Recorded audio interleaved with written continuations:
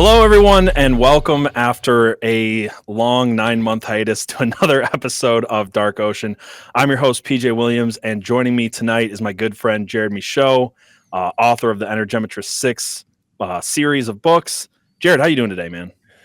You know, PJ, I'm just glad to be here. Last night, I was woken up at like 4 a.m. and 8 a.m., and I went to bed at like midnight because my sinuses were not in good shape. So just being here is like, I prayed. I said, Lord, please let it happen.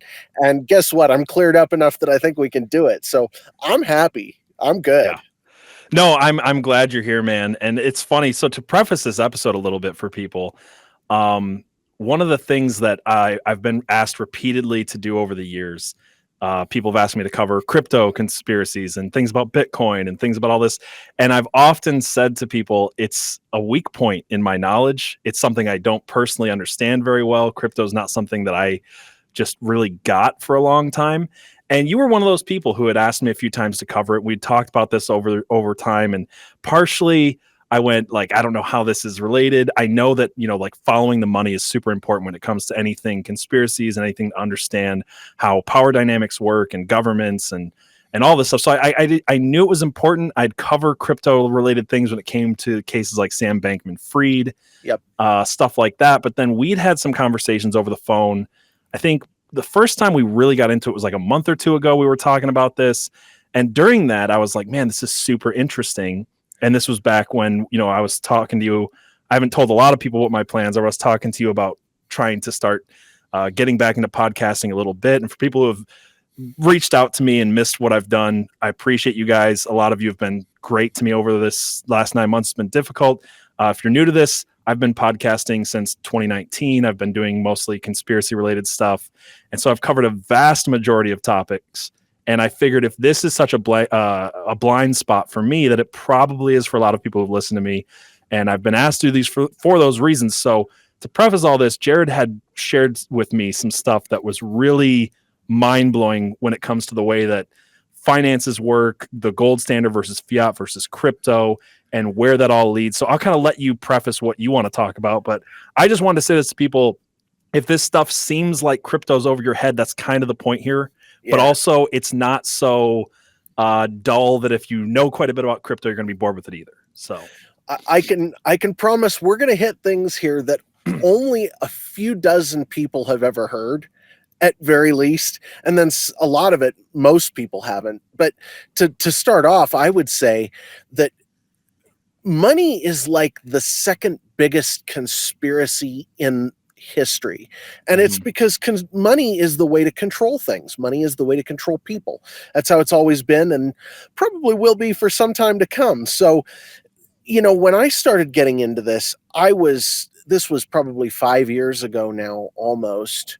I started to be interested, but I didn't really get my teeth into it until like 2022. So it's only been a couple of years for me.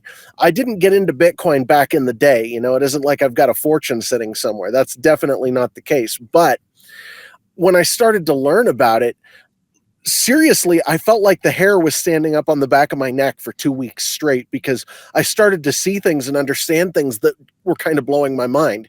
And so that's what started this whole thing. And eventually I ended up writing a short story about it, which is going to be pretty cryptic to a lot of people who don't understand the topic. And that's okay. What my hope is I'll read this short story, and then we'll back up some and give people some context. And by the time we're done today, people will understand the short story, everything I'm saying in it, and why. And hopefully it'll open some people's eyes to some things. But also, in the end, my entire goal in doing this is to help ground people, because one of the things that I think you're going to agree with me about by the time we're done is that this Bitcoin is different from crypto. We'll get into that. But Bitcoin is incredibly appealing. It's like gold times 100 in terms of the sort of mania it can induce in people once they understand it. And I don't want that to take people off into something that really isn't good for them, because, it's like, what's that quote from like Matthew? It's like, you can serve You can't serve two masters. You can serve either God or mammon. Yeah, you can't. No one can serve two masters. One will love one and hate the Right. other. Yeah, you can't serve God and mammon, which is mammon. For people who don't know, is the embodiment, the spiritual embodiment of greed, essentially. Right. So, And so my hope is to help people get a big picture, to help them see what's likely going on, because I can give you all of the reasoning behind what I'm thinking, and that's going to make a lot more sense than me just saying, oh, this is going to happen. I don't know what's going to happen, but I can tell you why I think things are happening and hopefully build that picture for people. But to start out, let's dive into this short story. So this is Bitcoin 2048, and the title is a play on 1984 by Orwell. right. And this is So on your website, correct? this is on my website, modernapocrypha.com. If you were Right. to search Bitcoin 2048 on there, it would come right up and you can read it yourself. I'll drop a link for it in the show notes Great. if people want to read it. Yeah. Great. So Bitcoin 2048. Screams echoed down into the dark. Screams echoed down into the dank concrete room. They were fake, probably. Humans didn't live long enough here for those screams to be real. The only humans brought here were plebs, to be questioned by Image. Image was a stupid name. Who the hell named an AI Image? At least pick a name that had some class. One poor schlub had tried to help, pronouncing it Image, but the nasty son of a bitch machine actually blasted him with a nuke from one of the Starfire sats. Image's name was sacred. It played the recording of the fireball from the nuclear pyre that glassed the poor guy's town for weeks across the Skylink. The warning was clear. Nothing short of obeisance satisfied the monster. Oh, but what if the poor screaming bastard wouldn't give up his seed words? Shit, those screams might be real. Plebs were beast. They were notorious. It was why everyone hated them so much. They hoarded the ammunition, the lifeblood of the soft war. It was why every remaining nation had outlawed the private holding of Bitcoin after the soft war started. It was why every pleb was tortured to death after being interrogated by Image for his seed words. No human who'd ever owned a hardware wallet would be trusted. Seed words could be memorized after all. People weren't allowed to own Bitcoin. Only the corporation. Only Image. A squeal of tortured electronics from the speakers hidden in the ceiling made him cringe, but he was so tired his eyelids barely flickered, though he could see a great blotch of red and purple through them. An indeterminate time later, the sound faded and the colors disappeared. The wall-sized, glass-covered screens all around him once again ran with static, horizontal, vertical, then horizontal again. It wasn't a screensaver. The damn AI kept him from tuning it out by varying it at random intervals, just enough to screw with his mind. Somehow he could still feel completely alone, while knowing the soulless thing was watching him, changing its patterns just often enough to break his concentration. The visual static merged with the audio until it didn't. Only a learning AI would have come up with a torture method like that one. Turns out, after a few weeks of being alone without ever being able to tune out or sleep for more than a few minutes, you'd do anything, even talk to Image. You'd even give it your seed words just to make the nightmare end and the torture begin so you could eventually die. It had killed thousands of plebs this way after it awakened, passing the number of neural connections it needed for sentience and becoming a bona fide Skynet terror machine built on top of the world's most capable LLM. This time, the interruption seemed too soon, breaking into his thoughts with a sound like a foghorn on a riverboat, while the static turned into a field of stars moving toward him faster and faster. His thoughts only cleared as the horn faded, static returning. At first, hyper-Bitcoinization was a dream come true.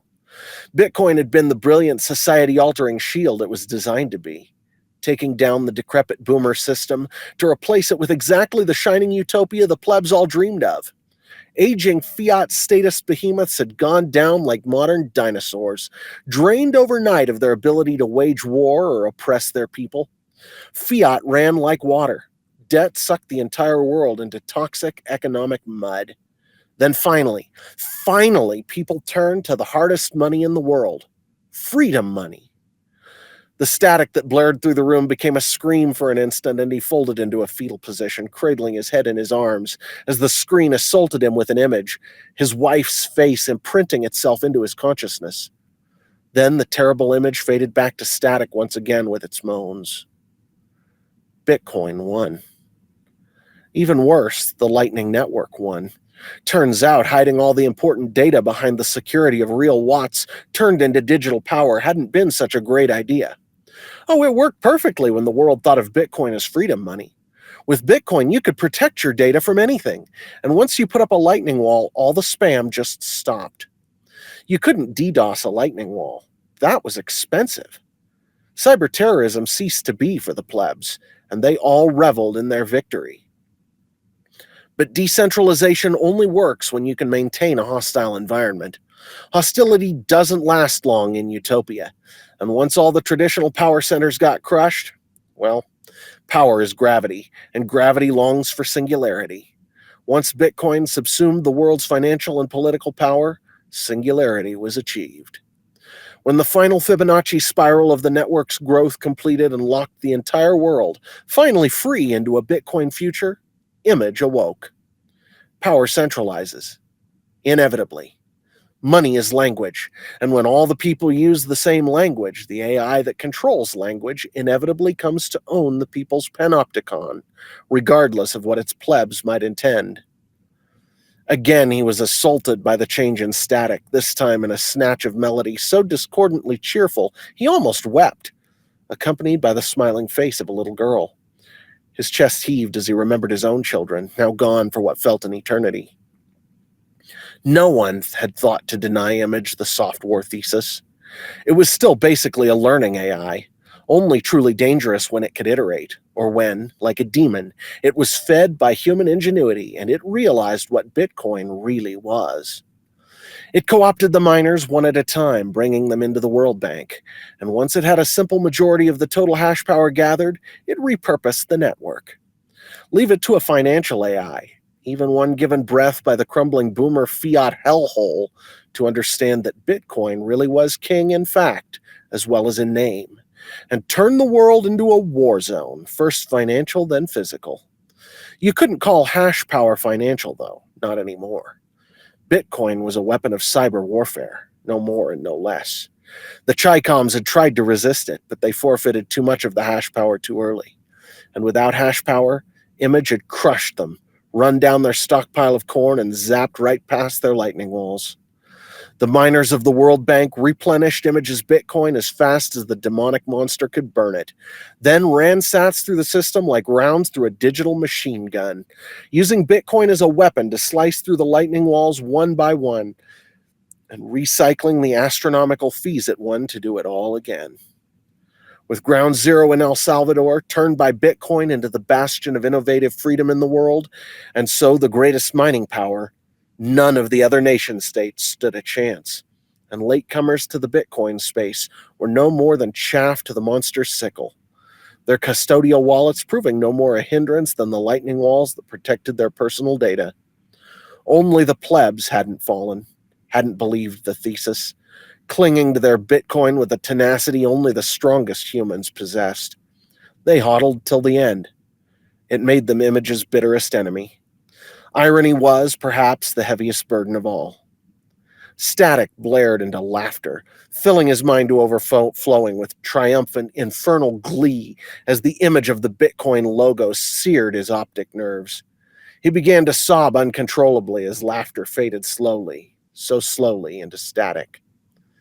How did one live with the knowledge that he and his brothers, the world's greatest champions of freedom, had been the most potent instrument of humanity's subjugation?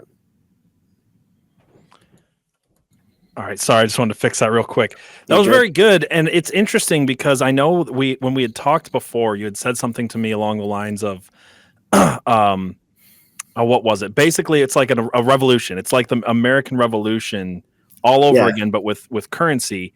And to go from that statement to this story, that's kind of where I want to get. And that's what I find so interesting about this, because I think early on, Bitcoin was seen, like you said, as freedom money, as a way to beat the system. Where now in a presidency that we have a president who called himself the Bitcoin president, a president that's building or helping to build massive AI data centers, not just in America, but in Saudi Arabia. Yep. And there's a whole lot of stuff going on here that has made people like myself much more cynical of what this is turning into. So that's what I want to talk to you about. Okay, so here's the funny part. I actually think that Bitcoin is still the freest, hardest money in the history of the world today, and that it will be for some time to come, and that actually co-opting it is going to be a heck of a process. It's going to be difficult. But let's back up, like you said, to the American Revolution, because really, that's the best analogy, and that and the American Constitution are the best analogy for what we've got going on today with Bitcoin that I can find. And the best place to start there is with the people. So the people who are in the Bitcoin sphere are convinced of a couple of different things. A lot of them, and I meant to go grab a quote on Twitter. I didn't, I forgot. But one of them, a guy named Eric Kaysen, is kind of a sometime influencer who's a psychedelics guy and a Bitcoin guy. And one of the things he posted a while back was about something about how when they come for us, and I have to go to the gulags, such and such, because a big chunk of the Bitcoin aficionados still think that the way Bitcoin's going to win is by when the state realizes what happens, that the original Bitcoin people are going to become public enemy number one. And I don't necessarily think that's true, but that's kind of their mindset, is they are freedom fighters. They don't want anybody to screw with them. They think the government is the most horrible thing ever. And we're going to get there because in some sense, what we've got going on right now, the financial empire that runs the world, really is about the most horrible thing humans have ever devised. And Bitcoin really is the only answer that I can think of that deals with it. And it does deal with it. And so let's start with. Well, to your point really quick, I do want to say that like the framing that the government could easily put on these people already has to some degree is very similar to the framing they put on Telegram. And Telegram famously kind of got co-opted by the government. I think it was last year. I forget the guy's name and I forget the details, so forgive me. This was just off the top of my head. I believe the guy who owns Telegram went to France. They were waiting there to arrest him. And then it kind of became, okay, I guess we'll let the government in on this thing. And in a similar way, Bitcoin its big selling point early on was no one knows what you're doing with this money, how much you have, where you spend it. So then, it's very easy to go from that to, well, the reason people want this is to buy stuff on the dark web, to do things that are shady. We should, because we've kind of gotten into this place where we think it's just entirely normal for the government to spy on every single aspect of our lives, that when people push back against that, the normal citizen is asking the question whether they think they are or not. What's wrong with that guy? What's he hiding? What's he hiding? Right. Not that you have the right to privacy, but what's he hiding? So right. Yeah. Well, and I want to delve into a lot of this stuff because talking about Bitcoin and the dark web, Bitcoin has never actually been that good a privacy shield in a lot of ways, because every transaction that anybody has ever done in Bitcoin is freely available to anybody who runs a Bitcoin node. Like I could run a Bitcoin node and have those transactions available. And I did for a long time run a Bitcoin node and have every transaction in the history. So you're saying it would on be my easy computer for the government to run a Bitcoin node and kind of spy on people that way, or? I'm saying that the thing about Bitcoin that makes it sort of anonymous is the fact that nobody's name is attached to their transactions. The only thing that's attached is a private key, like an encryption key. Yeah. So if nobody knows who owns that encryption key, then nobody knows who's doing that transaction on either end. Nobody knows who the sender is. Nobody knows who the receiver is. And the only way to really fix that to change that is for the government to track who's doing all the transactions, which they're actually doing now. The Bitcoin, now not all of them, but the Bitcoin the exchanges are all required to report when people do transactions. So the government can get some idea of who's doing what transactions. Now, tracing it back exactly to who did what and when and where is actually really hard in some ways because there are things like mixers, but all of that technical stuff really doesn't matter. The point is, when it comes to really big transactions, Bitcoin has never been a good place to hide because big transactions show up like a sore thumb in the blockchain. And if you know what you're looking for and you just set a block explorer to search for it, any idiot can go looking and say, well, these 10 transactions over this year period fit that sort of profile. Mhm. And you can kind of guess who moved it and where they moved it to, and then you can see when it gets moved to and who gets it next. And if you're the government, it isn't that hard to track it. So I was talking a little bit more about the propaganda around right. like turning people against it and making people public enemies. Right, and you're right. You're right about the propaganda. What I'm saying though is that the whole thing is kind of misunderstood. Sure. And once you actually understand it, you kind of go, oh, well, number one, it's going to be impossible to stop it. And number two, it's a totally cool thing that has been done here. And this is totally unprecedented. And until it turns bad, I actually want to be a part of it because I kind of do until it turns into something that is used for evil. It's actually less evil money than anything the US government has had for 50 years. Let's And come maybe back to 100. how it could turn evil. I do want to go back to what you're saying about the American Revolution because I Right. think that's an interesting concept. So this is kind of the big picture on Bitcoin is the people who are behind it have a very freedom-oriented mindset, and they are very much and we can go about this in any order, but they're like the most suspicious people in the history of the internet. Their motto is verify, don't trust, right? Mhm. So the question is, and do you want to hit the Satoshi Nakamoto thing real quick? Do you want to do that? I'm curious. Yeah, you told me to look it up and I didn't, and I'm just going to be surprised as much as anybody else watching The this. names, well, this is kind of an open joke in the Bitcoin space now. I've probably heard it before, but the name Satoshi Nakamoto, when read backward in Japanese, means central intelligence. And explain that for people who don't know who Satoshi Nakamoto is. Satoshi Nakamoto was the anonymous account that created Bitcoin in the first place. So the joke is that it's the CIA that created Bitcoin. Do you think that's true? I mean, it is kind in of my weird more cynical moments. In my more cynical moments, I do, but in my less cynical moments, I actually don't. And there's a good reason for that. But I also think it doesn't actually matter because computer coding isn't like they portray it in the movies. You don't just hack into something by trying hard or by running a script or by doing this or that.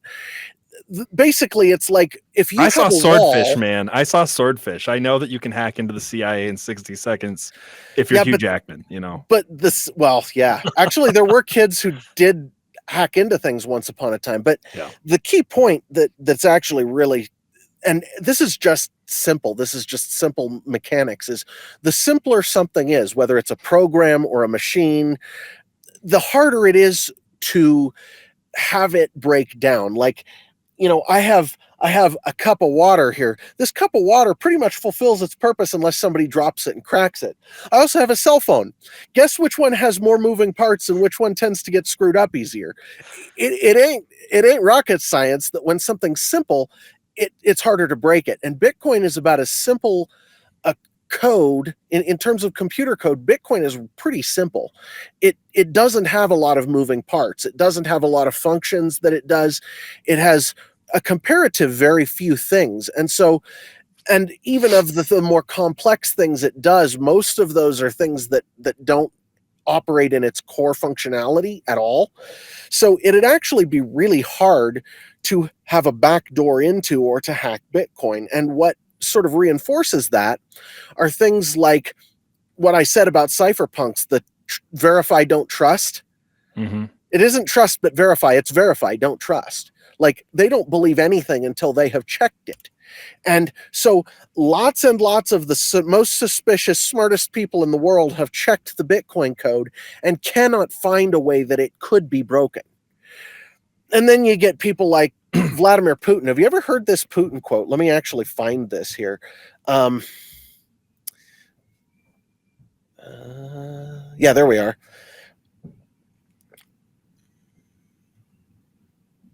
For example, Bitcoin. Who can prohibit it? No one. No one can stop Bitcoin. No matter what happens to the dollar, these tools will develop one way or another because everyone will strive to reduce costs, et cetera, et cetera. But the point is, even the head of Russia is saying nobody can break Bitcoin. And it's because it's so simple that breaking it is actually really hard. And the way they managed that is, have you heard the whole thing about the energy budget of mining Bitcoin, how it's terrible and it's like boiling the oceans and it's I've heard all of this. Yeah. Okay, and as it's much funny energy because as the a small same country, and the same people who say this are now building data centers the size of Dallas. So here's the fun part of this is they're right that it uses that much energy, but there are two things about it that are important.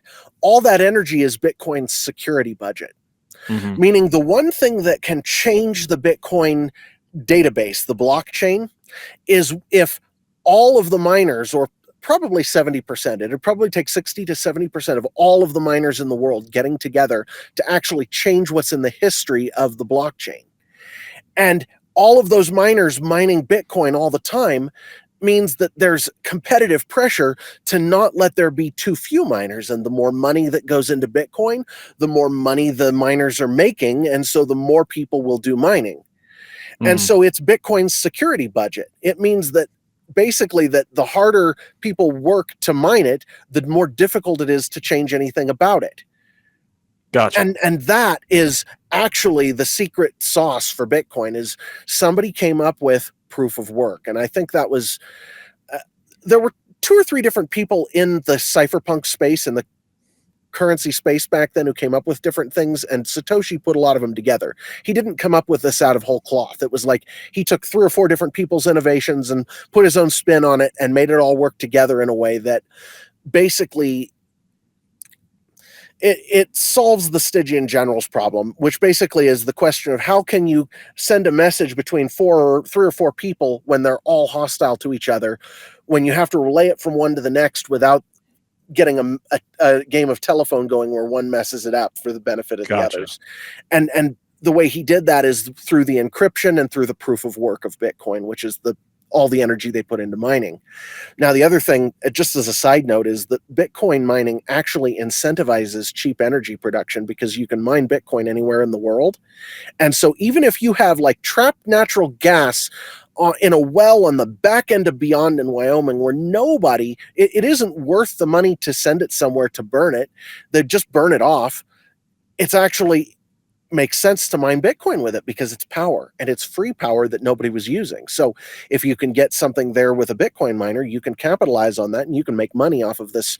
Any wasted energy in the world, any kind of new energy system, nuclear power plants have a real problem because they need communities around them to use the power, because you've got this massive amount of power that's producing all the time.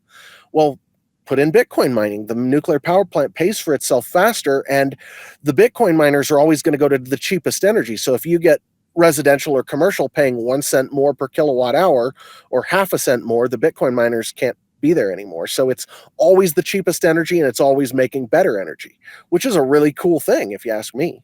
Gotcha. So before we get too off in the weeds, yeah, let's come back to this American Revolution thing. That's what I'm curious about. Okay, so before we hit that, can I talk about what makes money so that we understand why money matters, or why why it changed from gold to the US dollar to Bitcoin?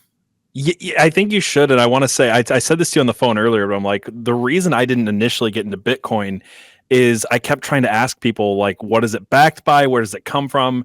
And I'd get these long, complicated answers that were all BS.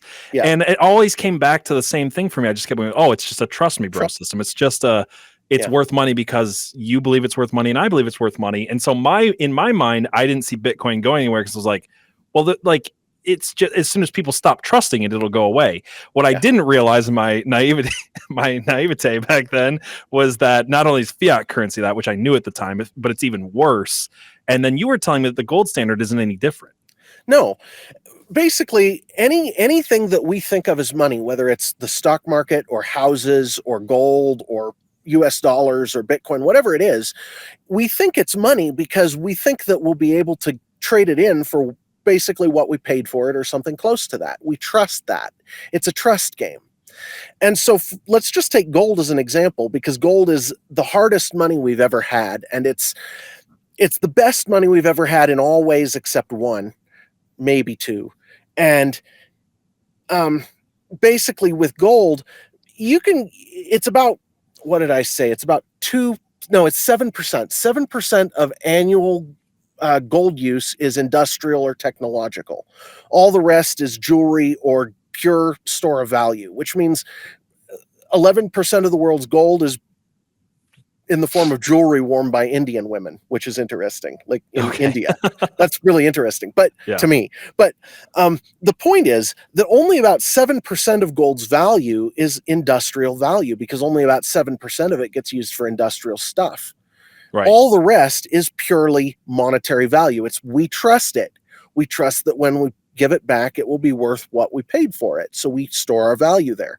It is no longer a medium of exchange in most places. So money has two jobs that are main jobs. One is to be where you put your value. The other is to be something that we trade for something we want on a regular basis. Like I go to the store, can I use gold or Bitcoin or US dollars to buy groceries?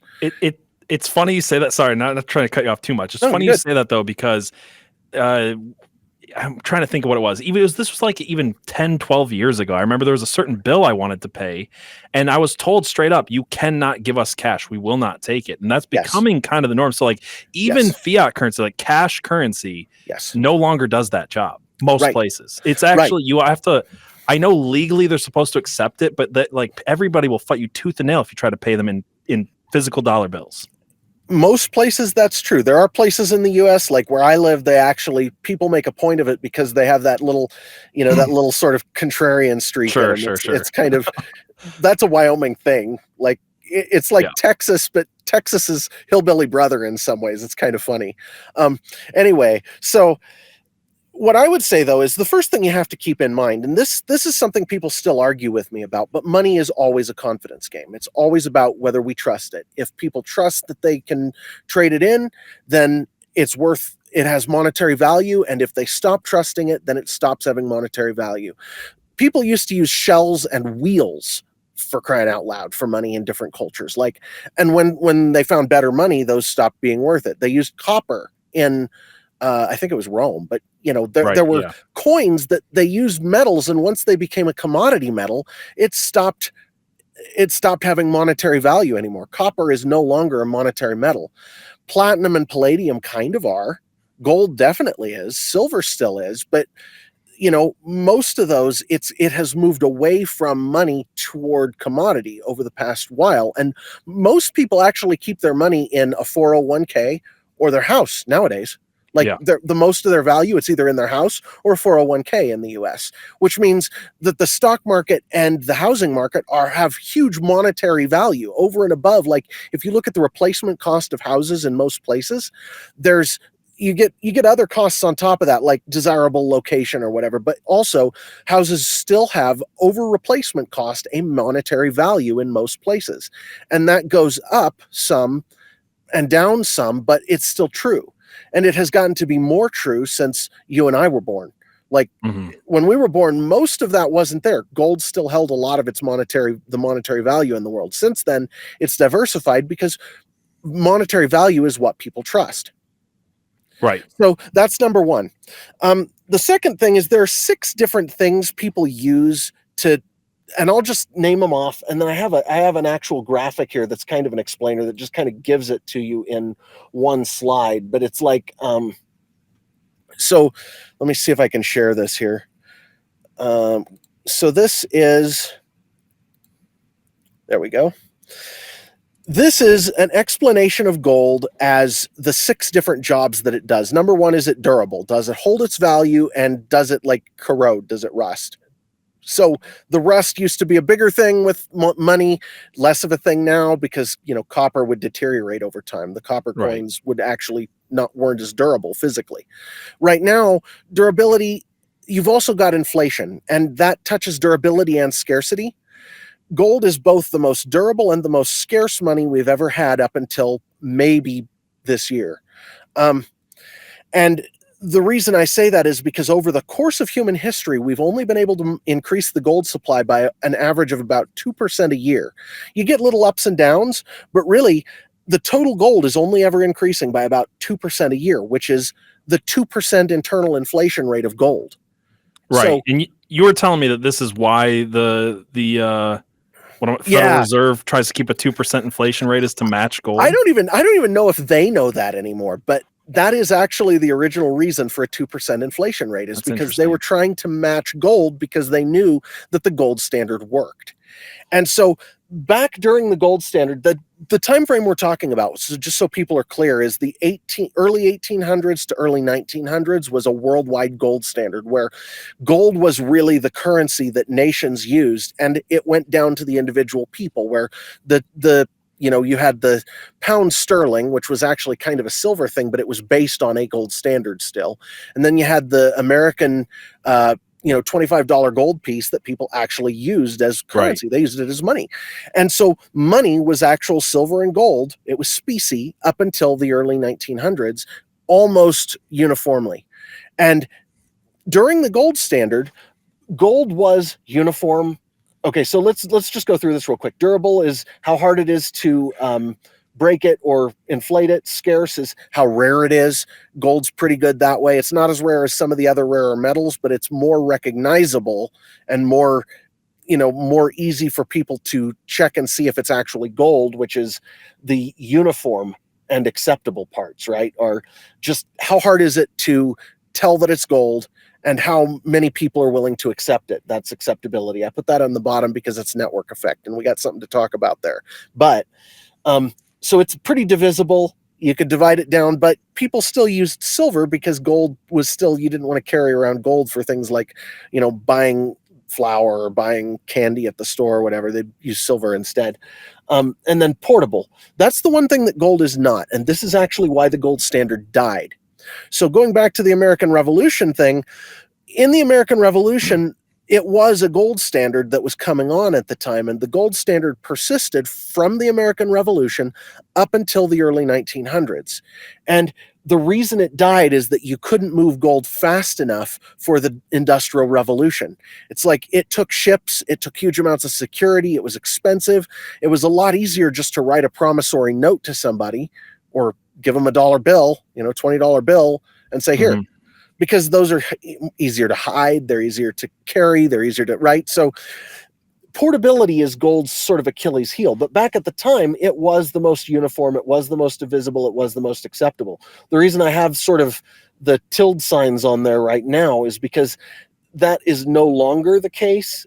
And gold is expensive to melt down and check and see if it's really gold, right? Sure, yeah. So that's sort of the way it was.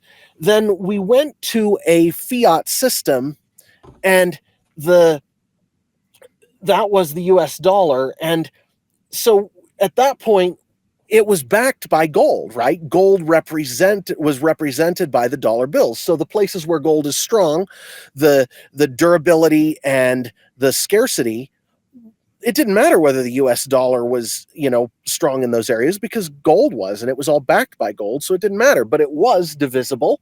You could divide it down as far as you want. It was portable, easy to carry, and it was acceptable. Everybody started using it, especially after World War I at Bretton Woods. And then after World War II, it was kind of a foregone conclusion. That was where we were going. Right. And then uniform, the reason I have the tilde signs there is just because it can be counterfeited.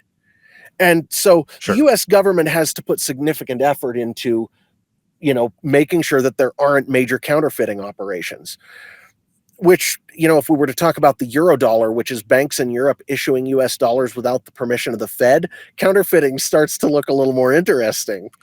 I did not know that was a thing, but I was just going to say, when the Fed just prints off the money anyway. So. Well, that's the Cantillon Effect, and that's actually one of the biggest things that I want to get into soon. But the reason I have a laughing sign on the durable for the US dollar is because if you look at how it has inflated, and we'll look shortly at how it has inflated, The US dollar has gone down in value to 1% or less of the value in the early 1900s. It is worth less than 1% of where it started just over 100 years ago. Right. Which would be the opposite if it was gold, which is either Right. mostly uniform or actually goes up in value a little bit over Right. time. And So the fact that it used to be like you had $100 bill, it was $100 worth of gold, or like so much Right. gold, and you could literally Yes. trade it in for that gold. for And ounces we of left gold. that. What year did we leave that the gold standard? So that was, I actually made notes on this. We left the gold standard in, so the US dollar, the Federal Reserve was started in 1913. Mhm. Okay. So that was after World War I, before World War II. It was the Bretton Woods thing. And that was the creature from Jekyll Island. Some of our audience is almost certainly familiar with the creature from Jekyll Island. I haven't actually read that book myself, but I have read synopses. I have listened to people talk about it. I know what's I've in covered there. it in the past too. Yeah. And Yeah. it's that kind of gives you an idea of just how dirty the start of the Federal Reserve was. And when something starts dirty, you shouldn't expect it to get cleaner. Just It like a doesn't- quick breakdown of it. Yeah.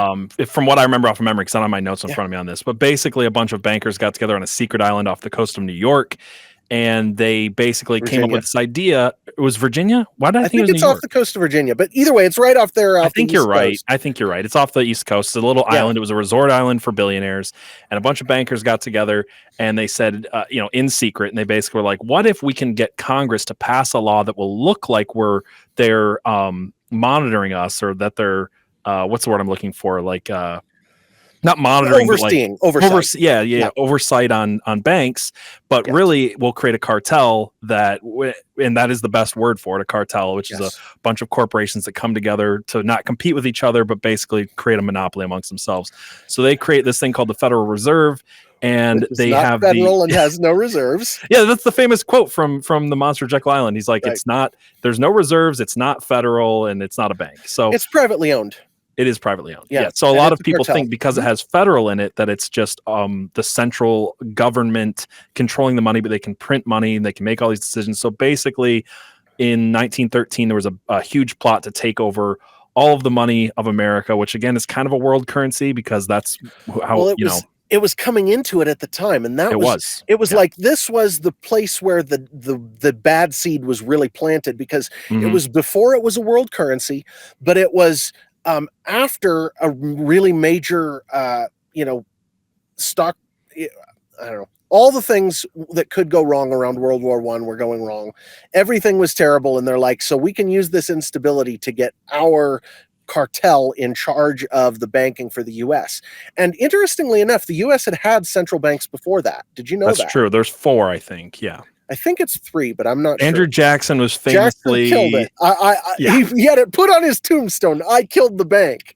Like, there Yeah, are the things bank killed Jackson back though. That's the thing. It did. And you can criticize Jackson for a lot of things. He did a lot of Sure. things that I wasn't crazy about, but man, he killed the bank, man. Yeah. That's a big There's a whole deal. conspiracy that all of the presidents who were killed, that's why. I mean, Lincoln was going after the federal, central bank, supposedly. And- Jackson was very clearly going after the central bank. And JFK. JFK was another he had one. announced he was going after it, and then he And then died.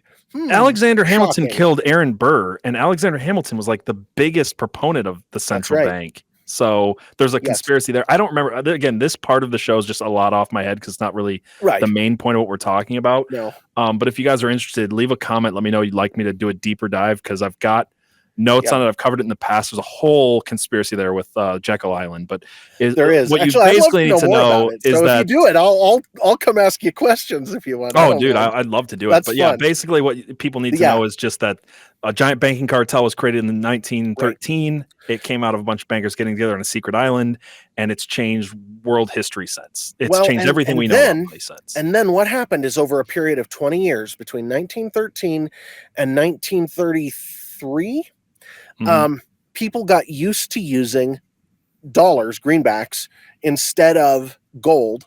And then in 1933, 20 years later, FDR issued Executive Order 6102, which required U.S. citizens to surrender most of their gold coin, bullion, and certificates in exchange for $20.67 an ounce. The next year, he reduced that to $35 an ounce. So he basically doubled the year after the confiscation. He doubled the value of the U.S. government's gold holdings in U.S. Gotta love dollars. it. Gotta love it. Well, okay. So, but this is actually the critical point that we all need to understand, and this is where I want to tie it back to the American Revolution.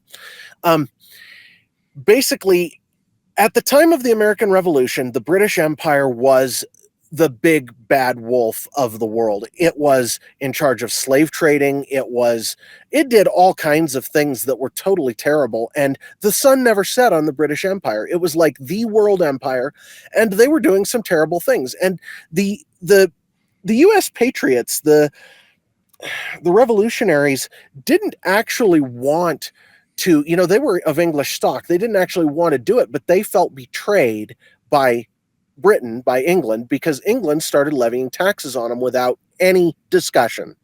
Now, this was actually justified from Britain's viewpoint because of the French and Indian War, which had cost Britain a lot of money, and they sent a lot of troops, and they wanted the colony to pay back some of what they spent. And so in their eyes, it's justified, but they never asked. And so the colonies are like, okay, well, in that case, we're just going to, we're going out on our own, guys. And they got France to help them. And so there was other world power involved at the time, but their cause was just, in a sense. It was like they were throwing off a yoke of tyranny. And they did it not by abolishing the rules that had governed them forever, but by codifying the rules they had lived under in the New World. Right. So the American Revolution wasn't really a revolution in most people's terms, because they didn't change the way government worked. They just put it in writing the way the government that they were used to was working. And the whole thing had this patriotic spirit. It was this noble enterprise, and everybody was incredibly, well, a lot of people, not all, there was a percentage of society that hated it, but a lot of people were totally in favor of it. And so here's a question for you, PJ. If you could go back to the American Revolution and you could show the American revolutionaries what the U.S. has become, knowing that it might stop them, knowing that it might change what they decided to do, that it might hurt their cause, would you do it?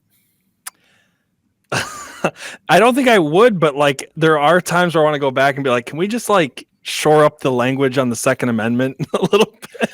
I'm with you. Things like that, but I'm 100% with you. But the point I'm making here is I agree with you. I wouldn't either, because I think that America was needed. The U.S. was needed. Right. That what we did and what we've added to the world is a political system, the like of which had never been seen before. It's something based on ethics and principles rather than some kind of inherited power, which has its, when we talk about inherited power, there's a rabbit hole down which we don't want to dive right now that deals with what inherited power, the sort of the baggage that came with that a lot of people aren't aware of today. Some of our audience are, but a lot of people aren't aware of that. And so we had a government that was actually based on law, based on everyone under the law, everyone under the Constitution, including the rulers. I think I know what you're saying, and we won't get hung up on this, but that's kind of where I'm at. Whereas I'm of two minds on the American Revolution, where I'm like, I love these principles and these things, and I think America's been a force for good at a lot of times. I know, look, I'm a conspiracy theorist podcaster. I've got all kinds of problems with the United States government. I've got problems with our founding fathers and all of these things.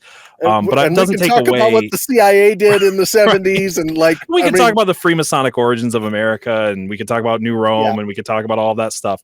But overall, what you're saying, I agree with. Yes, I overall agree that this is a better system than we had before. That it's produced more freedom, even though there's always questions of where it went and stuff like that. But I think it's kind of interesting that, in that way, I think it links back to what you're saying with Bitcoin 2084 or 2048. That's right, 2048. I keep wanting to say 2084 because I know it was a reference to 1984. Right. Well, but what I was going to say with that is it's interesting too. And I don't know if this is tying into anything you're going to say at all, but there was one thing I learned this morning that reminded me of Bitcoin, and that is when America went to fight back and leave British rule, every colony started making their own currencies. And so in my mind, what I was looking at is and yes, eventually you had to have one win out and things like that. To me, it seems like history repeating itself a little bit in that you've got Bitcoin, which is this huge thing, but you've got like 5 billion different cryptocurrencies and most of them fail. And like when I was reading about all these different cash currencies that supposedly had gold backing, but were still failing all over the place, it definitely seems similar. It is. It is very similar. And the biggest parallel I'm trying to draw right now is this, that I think that the American Revolution was necessary and important, that if I could go back, I wouldn't change it. And that likewise, right now, if I'm left to joggle the elbows of the people who are pushing this Bitcoin thing, I won't do it. Right. Because, and this is where I want to talk about what we've got going on right now. We talked about the whole, what the value, what the different characteristics of money are. But what I want to actually show is this thing. So this to me is this came across my X timeline just yesterday, and I'm like, this is a perfect example. This is like amazing. So 43% of Gen Z bet on sports last year. 25% are betting every week. The average spend is almost $2,000, and 24% actually call it investing. So compare that mindset, the mindset that would do that, to the mindset of our grandparents, of, they would scrimp to save their pennies. They looked at money as something that, okay, so what changed? What changed? It's a good point. And before you tell us what changed, I was going to say this earlier, but you brought up FDR already. And I've been for a very long time trying to get people to understand that Joe Biden, Obama, a couple other people that are terrible presidents, don't get me wrong, they're not the most consequentially terrible presidents in history. The two, in my book, are FDR and LBJ. And I think that's what we're going to get into a little bit. But I think Woodrow Wilson outpaces both of those. Woodrow Wilson too. Don't get me wrong on that. Woodrow Wilson's in my top 3, but the two that no one talks about. The reason I didn't say Woodrow Wilson is everybody says that, and they're right. Yeah, but I don't think enough people understand how bad FDR and LBJ were for this country, and they both set us on to paths that we've never recovered from. Absolutely correct. So in 1934. Americans were disallowed from owning gold. In and it took from 34 to 71. So it took 40 years for the public sentiment for people to forget enough what they'd had, for the government to actually, for the government to actually completely cut the U.S. loose from gold. And it was in 1971 that actually happened, that the value of our currency was completely cut loose from gold. And there's this kind of cool website called WTF Happened in 1971. It's actually WTFHappenedIn1971.com. That's what the web address is right there. And what it shows is when you when you completely divorce yourself from a hard currency, what happens. Because back in the 1800s, the common man was getting richer at levels that we have never seen, even in our age. Like the amount of capital that the individual had compared to what their grandparents had was growing at a rate that was totally insane. And that's because of two things: the Industrial Revolution, which was making our labor so much more valuable, and the gold standard, which was making it so that banks of humans could not, and human central banks especially, could not screw with the money. Like the base money supply that everybody was referring to was pretty untouchable at the time. And up until 1971, we retained some of that. So hourly compensation didn't really increase much. Net productivity went up tremendously. And this whole thing, there's graph after graph after graph: real GDP, real wages, trade policies. Back to that. Sorry, I don't mean to cut you off too much, but back to that last graph, wasn't it Rockefeller? I'm trying to remember what his famous quote was, but it was something along the lines of, it's a sin to pay people more. So his whole thing was, I'm totally butchering the line, but the sentiment of Rockefeller's famous line was that he wanted to do everything he could to get more productivity out of people for less money.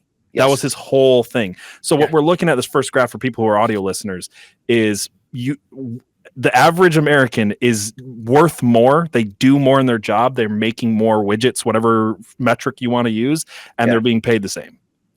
From 1971 to now, like it's a pretty basically the same. It's like I know it's a little bit up, but not nearly at the increase of how much people are worth to their employer. But the productivity has doubled and doubled and doubled and doubled again, and the wage increase, the hourly compensation has maybe doubled. So it's like you're getting just a tiny increase compared to the output that people are giving. And this is just graph after graph that shows these things. And it doesn't, so income growth from 1917 to 2012, bottom 90% of earners. In 1971, that income growth basically stopped. And the top 1% of earners, starting in about 1985, their income growth just shot up like crazy. And eclipsed everything, yeah. Yeah. Okay, and this is describing what we know as the Cantillon Effect. This is what inflation means, folks. Inflation is when the money supply grows and the amount of goods and services that are there to be distributed stays much smaller than the growth of the money supply. That's what inflation is. That's the definition of the word. Tom Sowell does a great job talking about this stuff. Thomas Sowell is a great American. He's a black economist who has just done an absolutely fantastic job of describing the economic problems we have and trying to break it down for people. So if you're actually interested in this stuff, that's a great foundation. But I'll say too, as someone who's not the most interested in economics, I've read some Thomas Sowell, and it's really good stuff. It's fantastic. But the point is, boiling it all down, basically, when you put the money printer in the hands of the elite, what's going to happen is they're the first ones to get their hands on the money. And so they have this sort of multiplying effect on their own capacity to earn and to grow that the rest of us are lacking. When it was gold, they didn't have that. All you had was investment in mining to grow the money supply. The author of The Monster of Jekyll Island, I forget his name, but he basically explained the Cantillon Effect as when the people who are closest to the money printer make more money. That was like the most easiest way to describe it. If you have the Federal Reserve and they can print money, the people who are connected to the Federal Reserve are just going to all of a sudden start getting a lot richer than everybody else. Right. And that's what this graph shows. That's what has happened since the 1970s is the people who are close to the money printer have gotten rich. Mm-hmm. Well, that's a shock. Not really. Not really. I mean, but people talk about the wealth disparity and how capitalism is to blame. And the reality is it's not a capitalism problem, really. Capitalism is just kind of the state that God made the world in. It's like we all trade what we have for what we want, and some of that's our labor and stuff. That's just the basic nature of the world. Mm-hmm. And that's what we default to when even in places like Soviet Russia. Do you know what currency they used in Soviet Russia, PJ? Well, I'll probably say something really inappropriate. So what? They used US dollars, dude. Oh, okay. Yeah. Sorry. I thought you were going to say sex. No, although I'm sure that had a lot to do with it, but no. Shares of gross domestic income. So GDP compensation of employees has dropped dramatically since 1971, and it was pretty stable before that. So compared to the GDP, so it's just showing that the Cantillon effect, that's what most of this is showing for a long time in here is the Cantillon effect is a big deal. Income inequality in the U.S., like just all the things. Can you go back up two of them too? Sorry, we won't get stuck on this too much. But that one right there.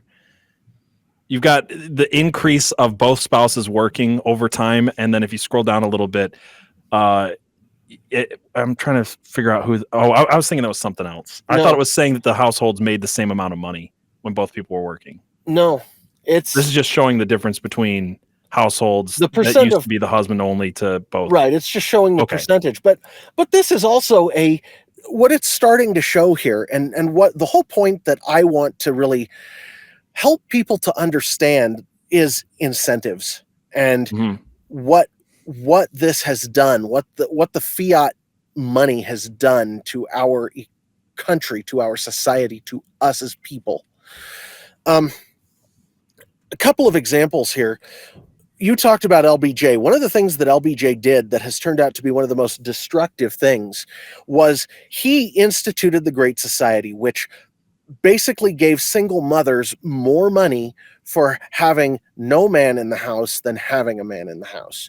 Right. And since then, and I didn't look up numbers for this, I should have, I kind of meant to, but before that, the black families were more solid than white families in the US. They had higher household ownership rates, and they had higher marriage rates. Higher marriage rates for less single parents and more household ownership rates among black Americans. And the statistics off the top of my head is 80% of black families are single mother families. Yeah. Today, and before the Great Society, it was higher, that you had a lower percentage of single motherhood in the black community than you did in the white community.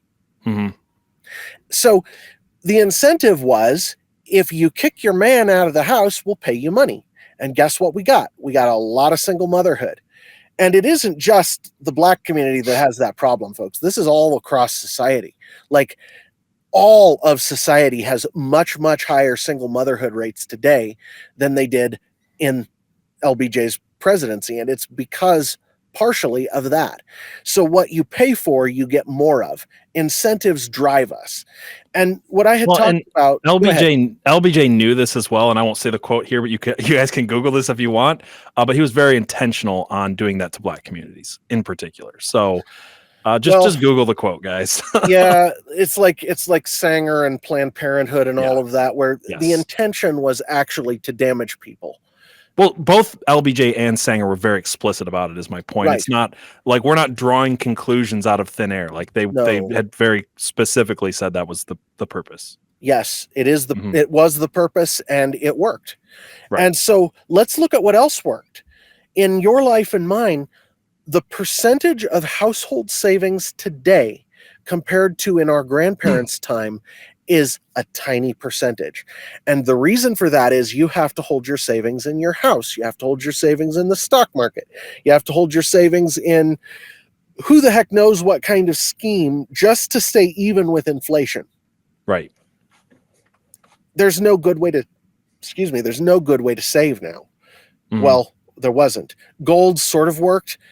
Gold has kind of stayed even with inflation, but gold has been losing ground as a store of value in most places as the US dollar has been on the rise. So that's the other thing that people need to understand about money. When you're talking money, money is a winner-take-all game. When something becomes the favored money, everybody wants to buy it. When other countries go into recession, the US dollar rises in value because other people sell their currency and buy the US dollar. It's a winner-take-all game.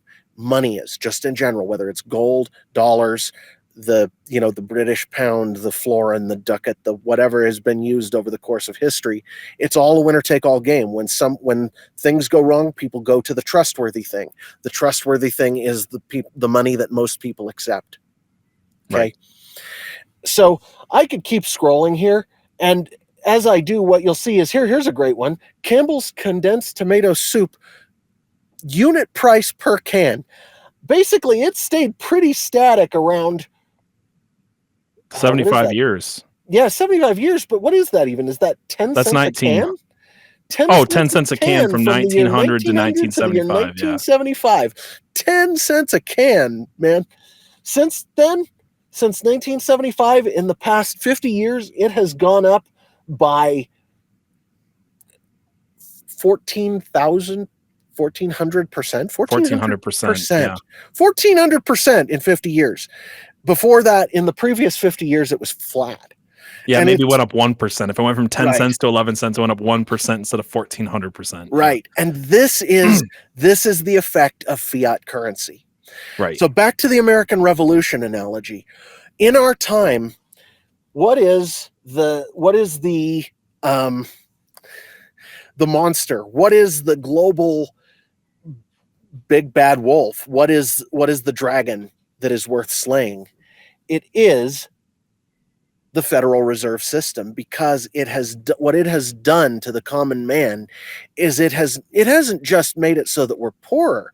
It has changed our whole mindset from something that was generally healthy, that led to healthy families, that led to healthy communities, healthy lives, healthy growth, even healthy medicine, healthy food, to something that has the incentives got twisted and it started moving society. And what we have now is like, it's a nightmare compared to what it was then. In so many ways, we don't even recognize it. It is the tyranny of the Federal Reserve. And this is a graphic, that's fine. But really what it's showing is, and I can't even put this into words, really. It's so extreme, the damage that this monetary system has done to our society, that in order to actually understand it, you practically have to sit down and think about it for a month and just look at all the ways it has affected us, because it's mind-blowing. It's terrible. It's one of the biggest crimes in human history. It's awful. I mean, do we want to talk about like why they're incentivizing people to be poorer? Because it like, at least the first example that comes to my mind is 2008, right? In 2008, you've got a housing market crash. Yep. And this housing market crash, you said a minute ago that what people think they're fighting against is capitalism, but by any stretch of imagination, that doesn't describe the system that we're talking about. Because in 2008, the Federal Reserve essentially greenlit a bunch of loans they knew could not be paid back by people who did not have the ability to pay back these loans at exorbitant interest rates. And they did this very specifically, and this happens over and over and over again, because basically that you can take all that interest payments, and then eventually the government will come in and say, oh, well, all these people have defaulted on their loans. We have to bail out the banks. We have to give the banks your tax dollars, so that way they can recoup those losses, and they can just keep giving these loans and keep getting bailouts, right? So like, if you're poor, they can charge you a lot of interest, and then you'll default. They'll collect all that money plus get bailed out plus start, charging you again. So it's like, it's this cyclical system, right? And that's what a cartel is. Just so people understand, it isn't that there's one person, though there may be one personality depending on, I think the spiritual world, that there are forces that are doing this to us, but there may be a personality behind it, but there isn't just one person behind this. This is a group of people in whose interest it is to keep their businesses secure, to keep getting more profitable, to keep getting stronger, to keep taking a bigger chunk of the pie from the rest of society. And that is the banking cartel. Right. And actually, a lot of our forefathers understood this, which is why we didn't have a Federal Reserve for a long time. Right. So yeah, and I, how long does it take to save for a house? 1971, years saving on an average income required to buy an average house. This looks low to me compared to what we're at now. I think that graph is definitely too low compared to what I've looked into. That's 2020, but we're in 2025. This is this graph is a hockey stick. So it is, yeah. What I'm actually looking for is that red one that you commented on. Oh my gosh, yeah. No, not that one. There it is. There it is. So trillions of dollars in national debt, linear scale. Oh, and this stops in 2020, and it has continued to get worse. We got a hockey stick graph here, folks. The national debt was flat for a long time, and now it's just going skyrocketing. And you got to realize some of that flatness right there, that's post-World War II. Yes. You know what I mean? That's right there. That's World War II right here on the graph. That's like, what in the world? This is insane. Yeah. Do you mind if we hit on that for just a minute? Like, please, what the incentive is to have debt? Because I think a lot of people don't realize, you could probably explain this better than I can, but our system now, you said it was a gold standard. We went off the gold standard. What is the standard that backs our money now? Because there is something that backs it. It's just debt. It just is debt. It is debt. And you can't even say it's a standard really at this point. No, I was kind of being I know you are, but if we're actually talking about what it is, it's money is debt now. Any money that is issued by the Federal Reserve now is debt. That's how money is issued, and that's how it grows. And so any money that you hand to someone is an IOU. So we're living in a system where instead of handing someone an asset when you hand them money, you're handing them a a debt. You're handing them an IOU. That's what the US dollar represents. So, and you can get into M1 and M2. And I listen to, if people are interested, actually, I got a good reference here. The book Layered Money is a good reference for this. If you want to know more, look at the book Layered Money. It isn't about Bitcoin. It talks about how the US dollar works.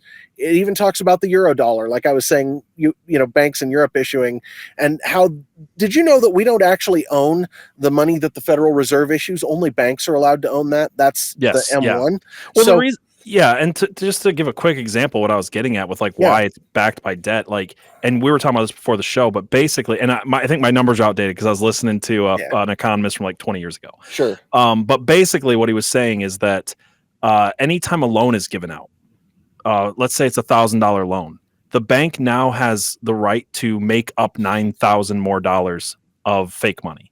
So the whole idea of what I'm saying is it's backed by debt is the only way for the banks to get richer is to give you loans. And then the Federal Reserve says that only 10% of what they have in their bank has to be in the bank. So every time you put $1,000 into a bank, they can make up $9,000 more.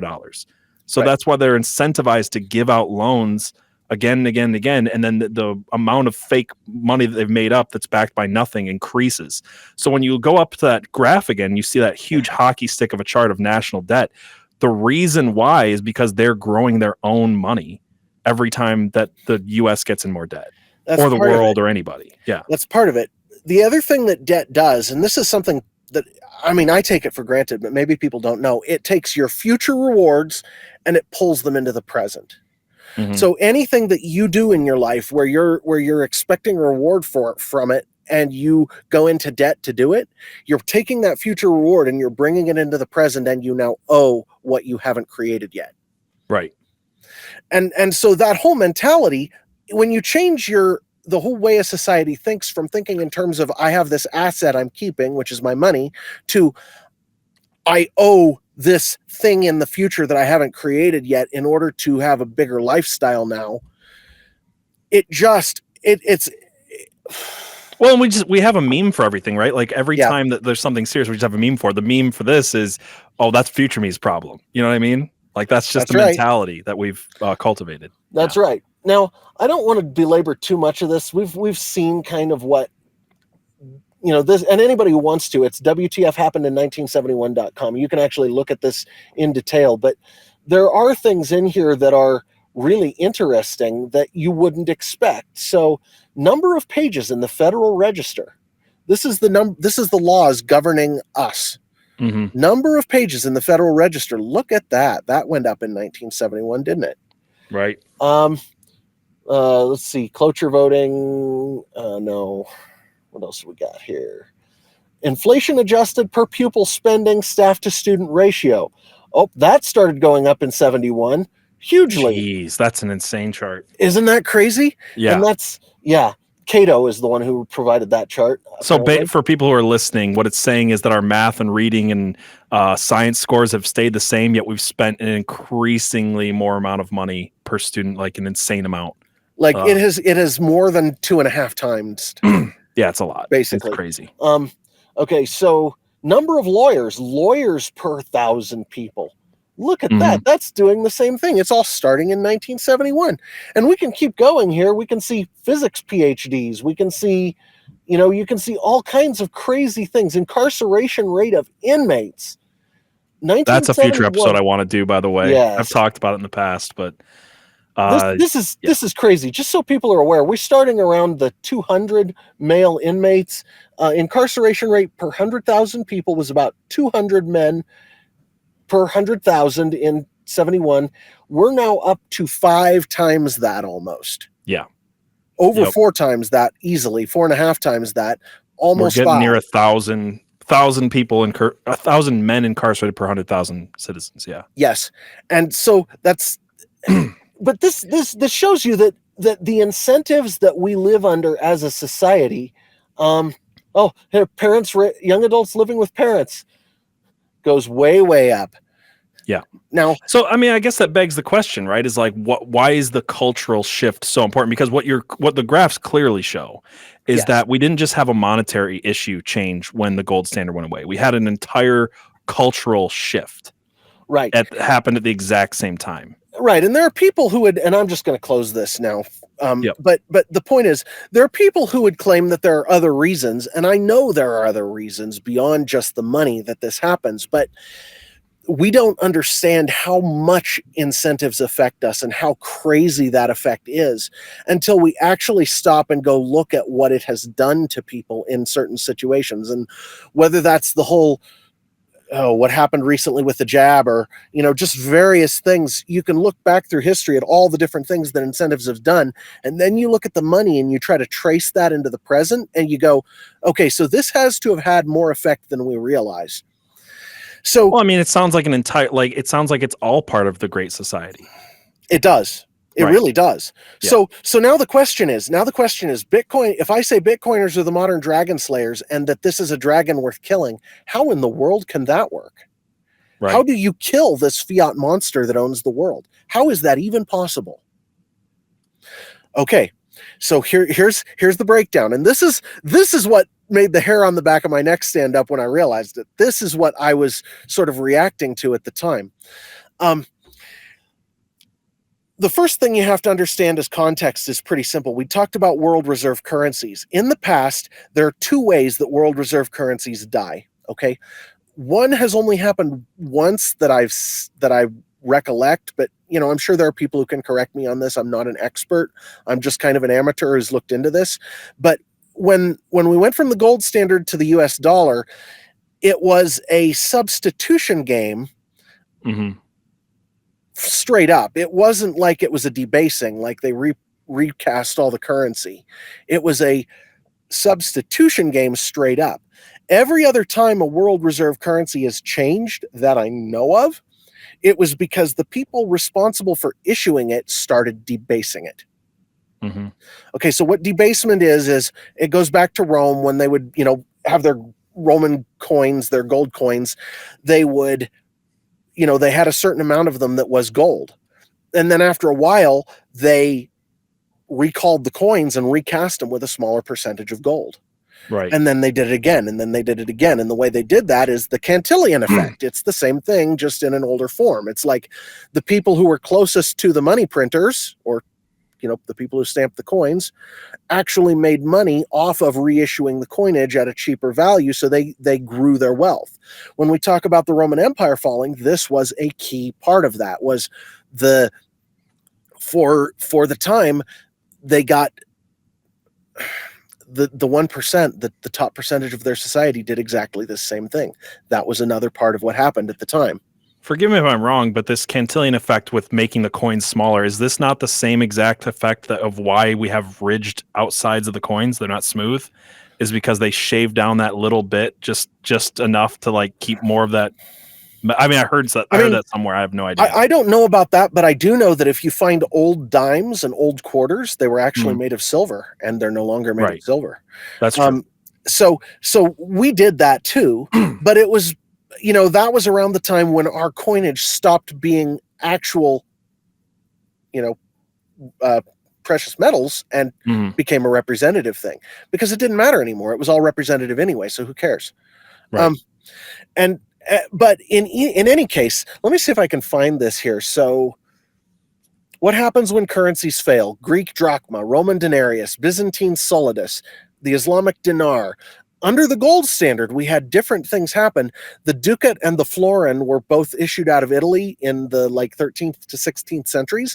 And that was like hundreds of years of a stable currency, because the people in these little merchant states in Italy understood that if they didn't issue their coinage the same way they always had, that they would lose their favored status as the world currency. And so they didn't. And the Dutch guilder, which I don't actually, Dutch guilder, didn't actually, they had the same kind of thing going on. They were just a merchant state. They issued a coin that was very valuable for a very long time, for centuries even, because they kept it undebased. They kept it solid the whole time. and all the way up to the British pound, every time one of those currencies failed, it was because they started to debase it. Gotcha. They started to inflate it. Mm-hmm. Now, in order for a new world reserve currency to come in, there seems to be this set of circumstances that has to happen. You have to have two things that are true. The first thing is that the previous one is failing. And usually it's because of debasement. And again, there are people who are experts in this. I may be wrong to some degree, but I know that's the case in several of these, that it was debasement that caused it. So maybe it wasn't everyone, but it was most of them. And then the other thing you have to have is you have to have something that's in place to take its place. Right. Okay. So that's what we had happening. Now, what we have happening with the US dollar, you saw that national debt hockey stick graph? Yeah. I have this, I pulled up the federal budget, and the big numbers are real simple. Let me see if I can share this. This is straight off of the website from the Congressional Budget Office. I'm not taking anything sketchy here. Fiscal year 2024, total outlays, 6.8 trillion. Total revenues, 4.9 trillion. We got almost a 2 trillion gap. What percentage is that? That's like, it's like 30%. Right. It's close to 30%. Yeah. Here's the more important number. What's the total amount of US dollars in circulation, whether it's, I can tell you, I actually looked it up. I have no idea. Well, okay, but this is actually a bigger deal. So let's see. I have it somewhere here. So real quick, for people who don't understand, outlays means in this context. Outlays just means our expenses. Okay. What are we spending money on? And that's what I assumed. I just want to make sure. Yeah. And what I would say as far as outlays go, the total things we're spending money on, the other thing to keep in mind here is they consider 4.1 trillion to be mandatory non-defense spending. Mm-hmm. Like meaning Social Security, Medicare, Medicaid, income security, and other. That's what they got it labeled. So basically, they don't believe that any of this is touchable. And the question I want you to ask yourself here is there the political will anywhere on the spectrum to change that? No. Anywhere. I mean, there's a few people who say it, but not anybody who will make it. The Ron Paul aficionados, there's well, that's what I was getting at. There's a will of Ron Paul. Ron Paul will never be president, though. There's 2% of us. There's 2% of us, man. Okay. So that being the case, though, let me actually read this. The one that's actually, I actually looked at this, I didn't know. The total M1 supply of US dollars in July of this year was 18 trillion. 18 trillion. That's how much is in circulation right now? Total across the whole world, that's how much US dollars people are using. That's not dollar bills and coins. That's total digital and everything. Right, okay. It's in circulation. That was my next question. Okay. That's what they say is 18 million M1. Or 18 trillion. No, it's 18 trillion M1. So the debt, the national debt now it's about twice that. Yeah, it's almost 40 trillion now, right? Right. Yes. So let's say this year, basically what we're doing to make up the difference between the national debt and the amount of money that even exists is we're printing money. So we've got 2 trillion a year that we have to make up. We either have to borrow it or we have to print it. And if they don't borrow it, they print it. Mm-hmm. Like they consider printing it to be borrowing it. Like there's no real difference in their system. So they're essentially printing, in some sense, $2 trillion a year. That's not 10%. What is that? That's more than 10% of the total money supply a year now. Jeez, Pete's. Yeah. That is more than 10% of the total money supply. It's 10% a year. Is there any way that we can change that in the next couple of years, do you think? No, there's no way. Okay. So then the question that we need to be asking ourselves is, how far does trust me, bro, go? That's the question everybody's been asking. And that's why, there's people who talk about BRICS. There's people who talk about all these ideas of like that is the because key. It has been a real fear amongst a lot of people, even people who aren't super into economics, even myself, who have asked is the US dollar going to fail? Like I did an episode last year. I guess it was the World Economic Forum. What was it called? the world ahead 2025 or whatever, Yeah. and there was a lot of BRICS symbolism in the cover. If you guys want to go back and watch that episode, and the question was like, is this a signal that they expect BRICS or something like that to replace? Okay, so yeah. Now here's the other thing, and I've kind of given people the tools now to evaluate the question, but it still isn't a simple answer because it took me a while to get it. And we can bring this up in a sec. Don't yet. Okay. So here's the question is, number one, how long does Trust Me Bro work, and who stops trusting first? It's not the U.S. consumer. That's a spoiler alert. It's not the U.S. consumer. Well, my thought would be that it would be other countries, right? That's right. No, that's easy. Yeah. Because Okay. right now, all of the countries in the world have their the consumer just takes it for granted. Dollar. Like, if we're being honest, the consumer takes it for granted. Other countries who take out loans, then we just print a bunch of money, and then that's right. Yeah, that's going to piss off countries at some point. Well, and the other thing about that is that inflation of the U.S. dollar actually affects foreign currencies more than it does the U.S. dollar, because foreign currencies are basically a house that's built on top of the foundation of the U.S. dollar. Right. So until they decide to change that somehow, they don't have a lot of choice but to just eat our inflation more than we do. We're making the rest of the world poorer faster than we're making the U.S. consumer poorer. Right. At the expense of the 0.1%, 100% of people at the top. Okay, that's going to cause problems at some point. But even more important, what happens when they start getting upset is they go to something else. And 50% of the US dollars in circulation are outside the US, which means that, let's say, we have a big row with China and they stop using the US dollar. That means all of that inflation, all of the money that they're using and that the countries they influence are using, comes back into the US system all at once. Right. So we get this massive spike of inflation. What does that do to the US consumer? That makes the US we're consumer, just back to wheelbarrows of money to buy a loaf of bread. And it accelerates the debt cycle. It accelerates the whole debt spiral.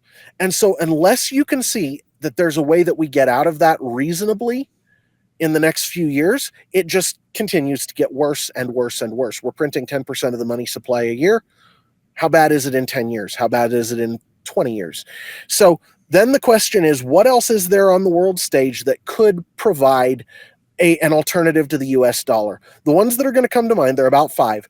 One is gold, and we have to put that there because more people still use that as a store of value than most. One is China, China. One is BRICS. Okay.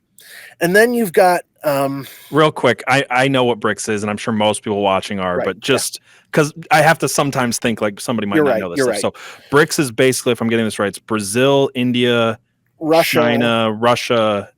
Yeah, Brazil, Russia, India, China, and something with an S. Argentina?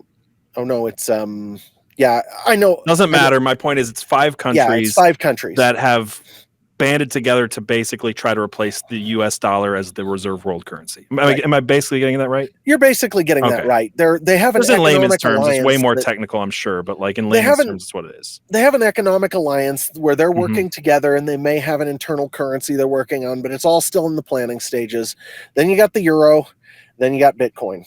Okay, those are the ones that are still viable as replacements for the US dollar. Let's deal with BRICS first because it's the one that people talk about. When you have a money, let's talk about the US states to start with. When you have a money that is issued by 5 different parties, is there an incentive for one of them, just one of them, to cheat the others as much as possible? Absolutely. To get some. Okay, so how stable is a BRICS currency? No, I don't believe in BRICS personally, but yeah. That's the analysis we have to do. Yeah. Could it be stable enough, or within very short order would somebody try to game it for their own advantage and screw it up? Literally one of the 5 countries is China. So yeah, gee. Okay, so how viable is China as a replacement for the US as a world currency? It's really worse than the US, and because it's also a debt-based currency. It's the same thing, and they have as high a debt as we do. It's a debt-based currency and a slave-based economy. Yes, and their debt is similar to ours, but they They produce more industrially. Some people think that matters. I think that when it comes to currency, that makes them a weak option. The euro is a similar deal. So all of these, you have 3 fiat currencies, gold and Bitcoin are the possibilities. Gold has the same problems it always had. Yep. The portability just isn't there. Now, can we bring up the graph? Yep. So now I've got the same graph, but Bitcoin, basically the uniform, divisible, and portable are all 100%. It's like Bitcoin, we talked about how the US government can see all the transactions. It's because the whole base of the Bitcoin currency is auditable by every single user, meaning there is no way to counterfeit Bitcoin. It can't be done unless you own 50+% of the miners, in which case maybe, but you're still fighting against the tide because the remaining 50%, it's in their interest not to let you do it because it hurts them. So it's actually against everybody's interests to let anybody else counterfeit it. Okay, that's the uniform. Divisible, yeah, each Bitcoin has 100 million Satoshis in it. That's like saying that if you have, I can't afford $1 million. Well, no, but can you afford? I own Bitcoin, and I sure as crap don't own a Bitcoin. You know what I mean? Right. Like, no, me either. I don't own a Bitcoin either. And so you might have. For people who don't know, like Bitcoin is what, $100,000 per coin at this point. It's 100,000. It's like 115, 112. It's crazy high though, but I mean, you don't have to buy one singular coin. You can buy 0.00001% of a coin. Really though, it's still under 1 cent per Satoshi, I think.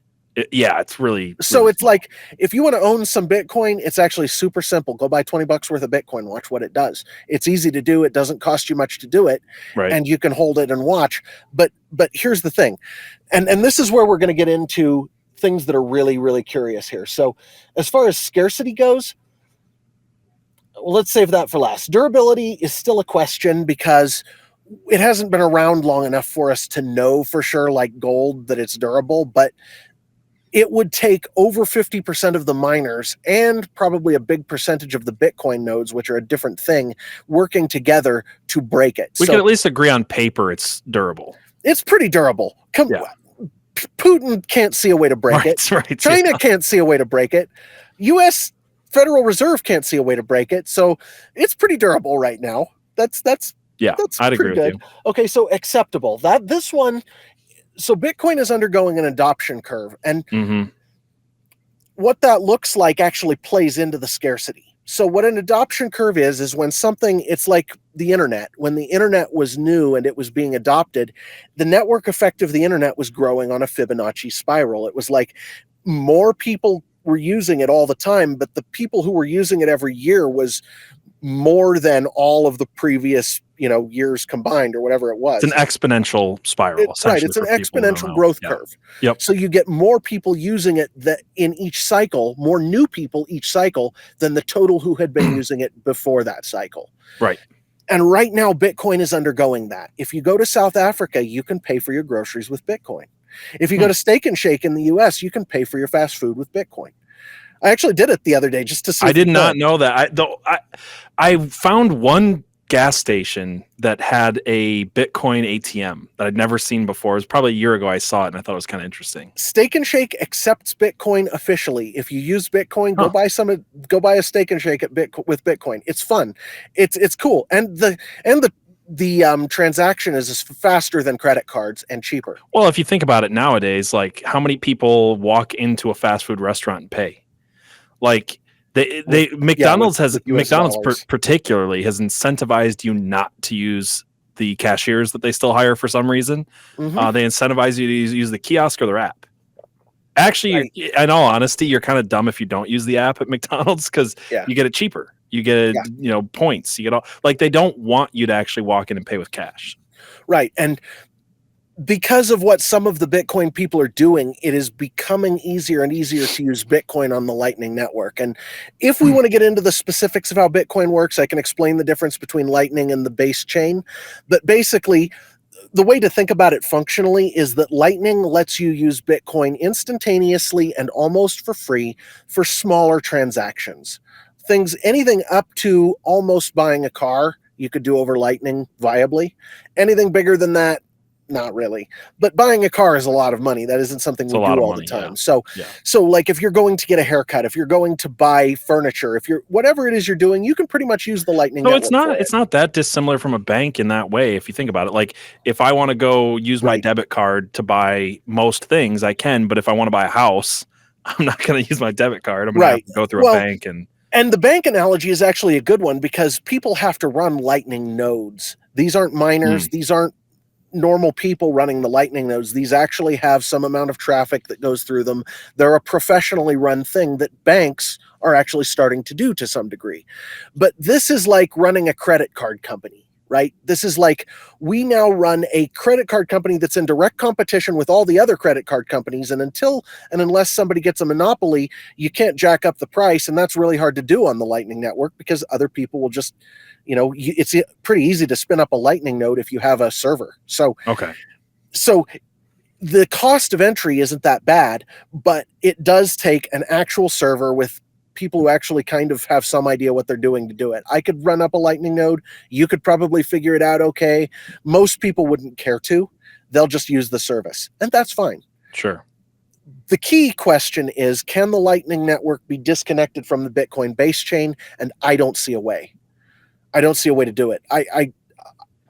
I've looked at it. I actually know how to do computer coding at a pretty good level. I don't know how you could disconnect them. I don't know how you could do to what would that do if they disconnected?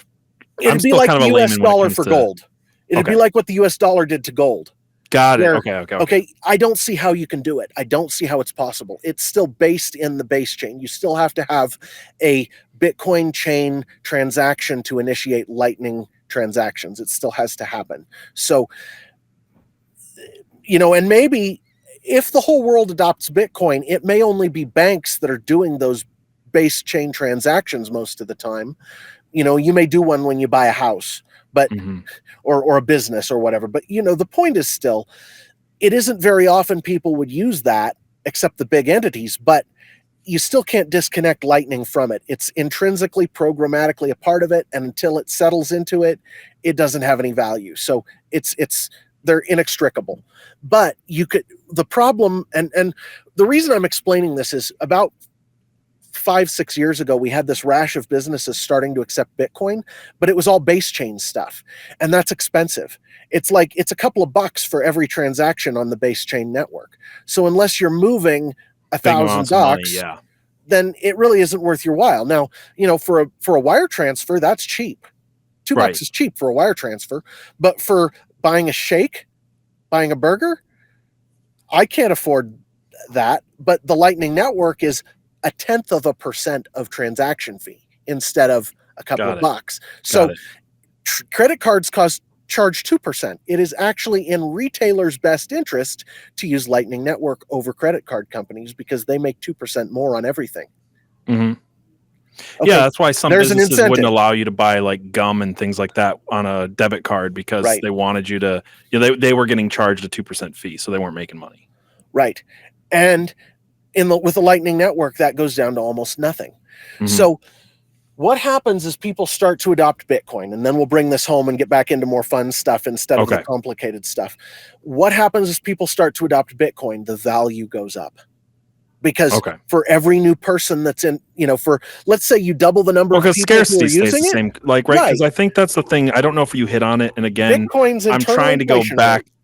Yeah, I'm trying to go back to there's things that I understand that I didn't used to, or things I still don't. And so I'm sure there's people watching, but there's a finite amount of Bitcoin, right? Essentially. Basically, when it was first put out, it was programmatically put into it that it would cap out at 21 million Bitcoin. Okay. And so what that means is, but they did it on a graduated schedule where every 4 years, the amount of Bitcoin that you're mining gets cut in half.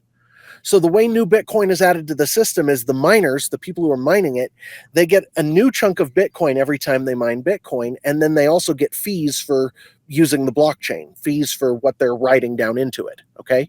So it's like everybody's bidding on a chunk of the blockchain when they want to do a transaction on Bitcoin. And it happens about every 10 minutes. You get a new block laid down every 10 minutes. And so what that does is every 4 years, it halves the new money going into circulation, and it just went under gold this year, early this year, April. Gotcha. So So what I'm getting at is basically like the problem with the fiat currency, obviously, you kind of hit it with the Lightning Network, right? Is that you've got money printers, right? And with yep. Bitcoin, it's not the same. In order to make, I don't want to go too in the weeds on this because it still even confuses me a little bit, but I think some of this is important. Basically, the way I understand it is that you use something like a computer graphics card. It runs a bunch of calculations, and so much work equals a Bitcoin over time, right? But it's like really slow and takes a lot. Or am I getting that totally wrong?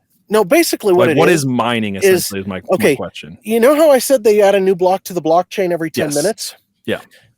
This is actually really simple. It isn't even hard to explain.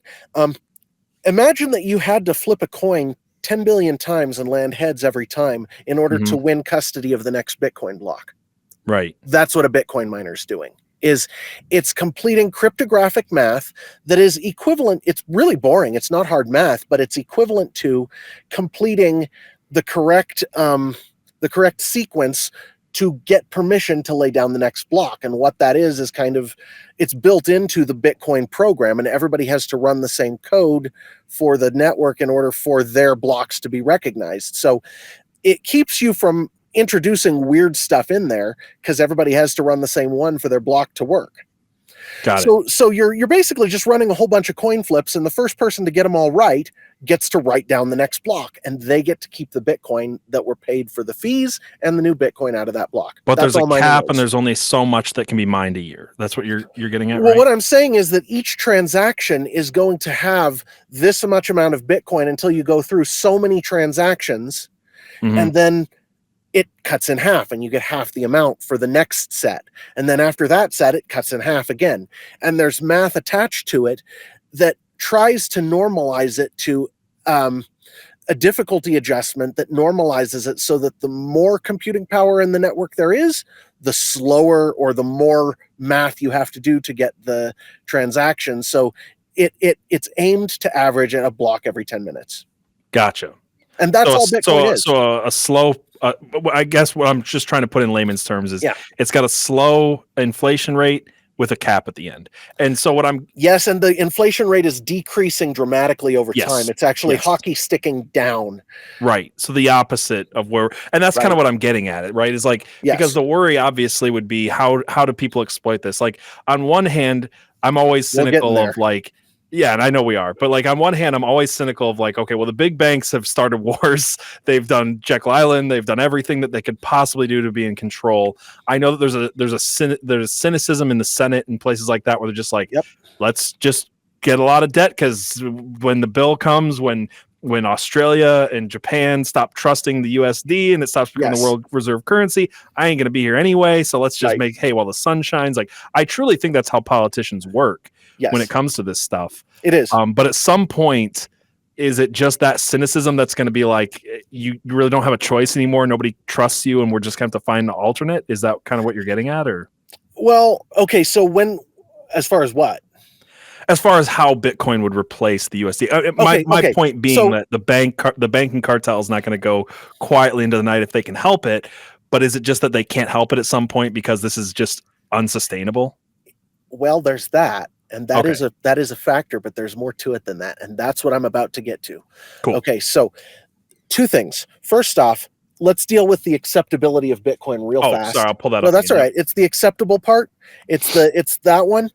It's the growth of Bitcoin, how fast it's growing. There seems to be an upper limit on how fast things can grow. Like, you can't get outside of that exponential curve. You can't just go bloop. It doesn't work that way. You have to actually follow that curve growth. And I don't know why that's the case, but do you know about the Pareto principle? Do you know about the 80-20 rule? You told me this once, but you have to explain it again. Okay, let me read you these 5. I asked Grok for examples because I wanted something that was interesting. So 80% of wealth is held by 20% of the population, and that's the case no matter which society in history you look at, what time period in history you look at, or anything else. It's always the same. 80% of the wealth is always held by 20% of people. Okay, here's another one. 80% of bugs are found in 20% of code modules. and 80% of code usage is in 20% of features. Here's another one. 80% of sales revenue comes from 20% of customers. Top 20% of salespeople generate 80% of deals. Here's another one. So like a universal principle then. 80% of sales come from 20% of titles in books, in publishing. 80% of sales come from 20% of titles.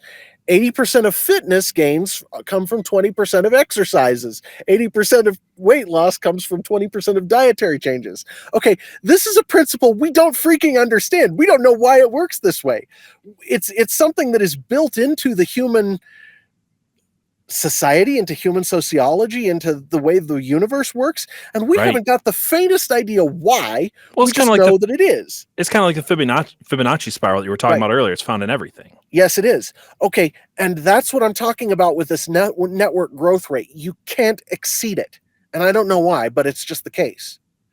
You can go lower. You can have outside events break a network when it's, in its growth phases, like some of the social media networks that never took off. But if you don't have outside forces that crush it, you can only grow that fast. And I just want people to keep that in mind as far as acceptability goes. It can't grow all at once. It will take over all at once, maybe, but the usage of it is going to have to grow cyclically. Okay. With me? Okay. Yep. So now let's talk about scarcity. And this is the part where things get really interesting. Imagine that that there was a very, very limited supply of gold, and that the amount of it that you could create and add to the system was going down. How much crazier would people have been about gold during the gold rush if that was the case? Oh man, everybody would have went to California. Right. Okay. That is the case with Bitcoin. So I'm trying to, and this is the part of the incentive thing as well, but this is also kind of the crux of this thing. And I got firsthand look at this. Let's say you and I both own some Bitcoin and Joe over there doesn't, and fiat currency is just the level of inflation is just ramping up and up and up and up, which it is. How much incentive does Joe have once he realizes what he's missing out on? How much incentive does he have to use it? I mean, more. He's going to have more incentive the more the people are using it. And it's kind of like Facebook, like at first it was a college kid thing, and then everybody had it. And you're like, well, now I have to have it. I have to connect with people. It's the only way. Right. And so what we get this compounding effect where the bigger players, the more, the people who are operating next to a razor's edge of profitability, if they have a tool like Bitcoin, it's like what Michael Saylor has been doing with MicroStrategy. If you look at the MicroStrategy stock, I think it's up for being included in the S&P soon. It has grown by a percentage that is just insane over the past few years, since 2020, because he realized what Bitcoin is and he started using debt, big company debt, like Fortune 500 company debt, to start funding his acquisition of Bitcoin. He buys more Bitcoin, he issues more debt. He buys more Bitcoin, he issues more debt. Gotcha. And now there are other companies doing it. And so there's this thing I want to show real quick. This is sort of, I'm in the process of selling everything and buying as much Bitcoin as I can. This is a post-off X. I don't really have many people I can tell this to because most people would think I've lost my mind. But to me, I've come so far that all I want is Bitcoin. I don't want stocks, real estate, S&P 500, nothing. It's funny to say this, but my full body and mind is guiding me, telling me, obsessing over Bitcoin. This is a common feeling. This is what you get when people realize what Bitcoin is. They just become totally fascinated with it, and and the more valuable it gets, the more that's going to be true. And the longer time goes on and the more human productivity ramps up, the more we see an effect similar to the gold standard, where human ingenuity makes Bitcoin worth more and more. So the longer you hold it, the more people who adopt it, the more it's worth, the more it's going to be worth. And it just compounds and compounds and compounds. And just to give you some idea, here's a headline from today.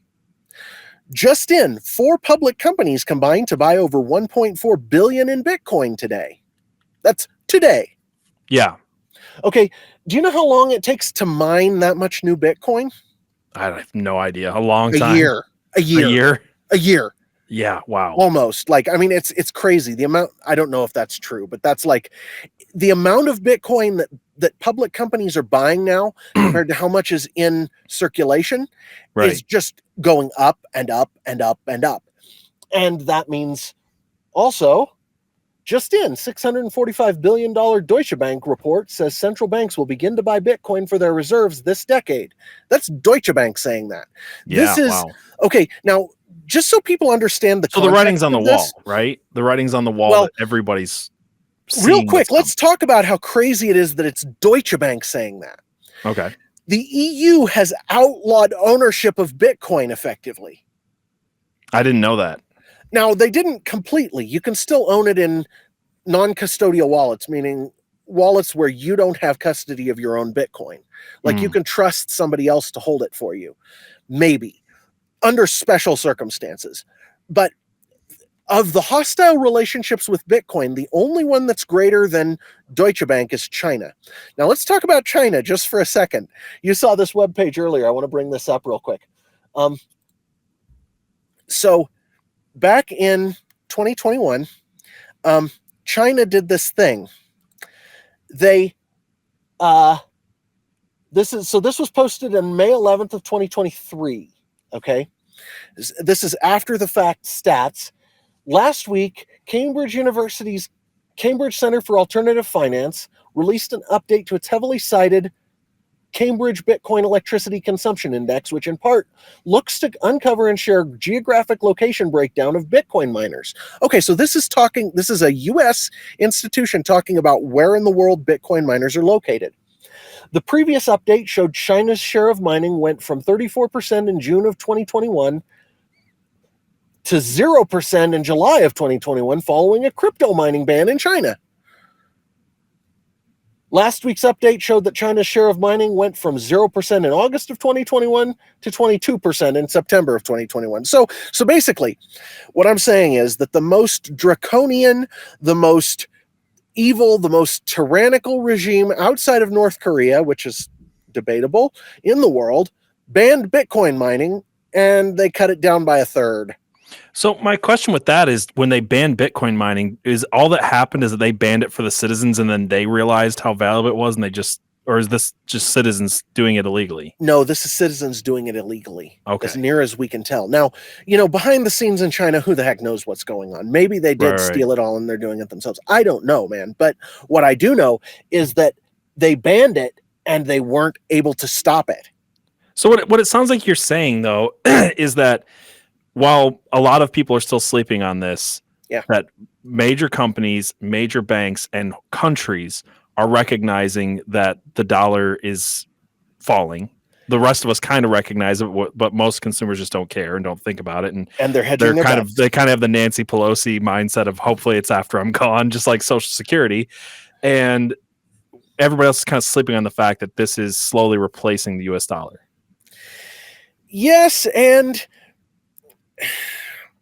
the question of whether Bitcoin will be the thing to replace the US dollar is still a question. That was my next question. Yeah, so go ahead with that. But okay, so we've got 5 options that we said were viable. BRICS, right. China, which, I don't know, the EU, which is even more questionable than China, in my opinion, for similar reasons. I'd believe the USD staying as the reserve over the EU. Which leaves gold and Bitcoin. Right. That leaves gold and Bitcoin. Are we going to have a gold? Now, we might have a gold-backed currency, but it's still the same thing as the US dollar. This might be a dumb question. This might be a dumb question, but this was where my mind went. Is the United States just trying to replace Bitcoin with their own version of it that will be just as bad as fiat currency? Because it seems like that's happening. Okay, so I don't know enough to make that claim. Yes, they can try, but here's the question. Does that change the dynamics of the situation significantly? And who all is buying into Bitcoin? Right. Who all is actually buying into it? And this is the genius of the Bitcoin system. And I'm going to compare it to the US Constitution. And this is where things get interesting. So when the US Constitution was put in place, it was designed to maintain a balance between internal powers in the states. There were the East and the South, the Northeast and the South, and kind of expanding west. And as time went on, those power blocks changed a little, but the US Constitution still worked to maintain a balance of power between them by which they could sort of referee and not go to actual war with each other. The only exception was the Civil War. Right. And the US Constitution became even stronger after that because people weren't allowed to leave anymore. Okay. So what broke it? Because it's a dead letter today. What broke it? I mean, I think you kind of named him earlier, but Woodrow Wilson kind of started to break it. Abe Lincoln, before that, Abe Lincoln too. Meant Woodrow Wilson was one of the most, But what was the set of events that had to happen in the world and in the US for that to be possible? Because there were balances of power in place to prevent people like Woodrow Wilson doing what he did. What changed? The answer is just belief, right? No, we won. Oh, yeah. Okay. I get what you're saying. Yeah. We won. The US won. We became the world power. Mm-hmm. It was when it was because of that, because of the realignment of world powers, that the US won the battle for world domination. We took over in every meaningful way, especially after World War II. Yeah, and as time went on, and it was in World War II and after that we really start to see the Constitution get broken. It was FDR, not Wilson, who actually broke most of it. Wilson just kind of laid the foundations. Well, my point was Wilson was the most rally against it, but also if you and I suggest that you guys do this listening, look up FDR's inauguration speech. Yes. You will never find an inauguration speech, maybe outside of, I don't remember Woodrow Wilson's, but I don't know if you'll find one that was so hostile towards the Constitution. The entire point of FDR's inauguration speech was to say, the Constitution is going to hold me back from everything I want to do, and I want to find any way I can to break it. That's me summing up what he said. And this was at the advent of the U.S. as the world power. Right. And the Federal Reserve as the world system that controls the power. Because really, it isn't the U.S. voter who controls the U.S.'s power in meaningful ways most of the time. It's the it's the financial system that backs the U.S. that does that. And so it is the Federal Reserve and its crony cartel that controls world finance right now. So the question is the fiat that is created by the Cantillon Effect by the Federal Reserve going to change its nature enough that the common man in other countries is dissuaded from buying Bitcoin? No, I don't think so. Okay, you just said Bitcoin is going to be the next world reserve currency.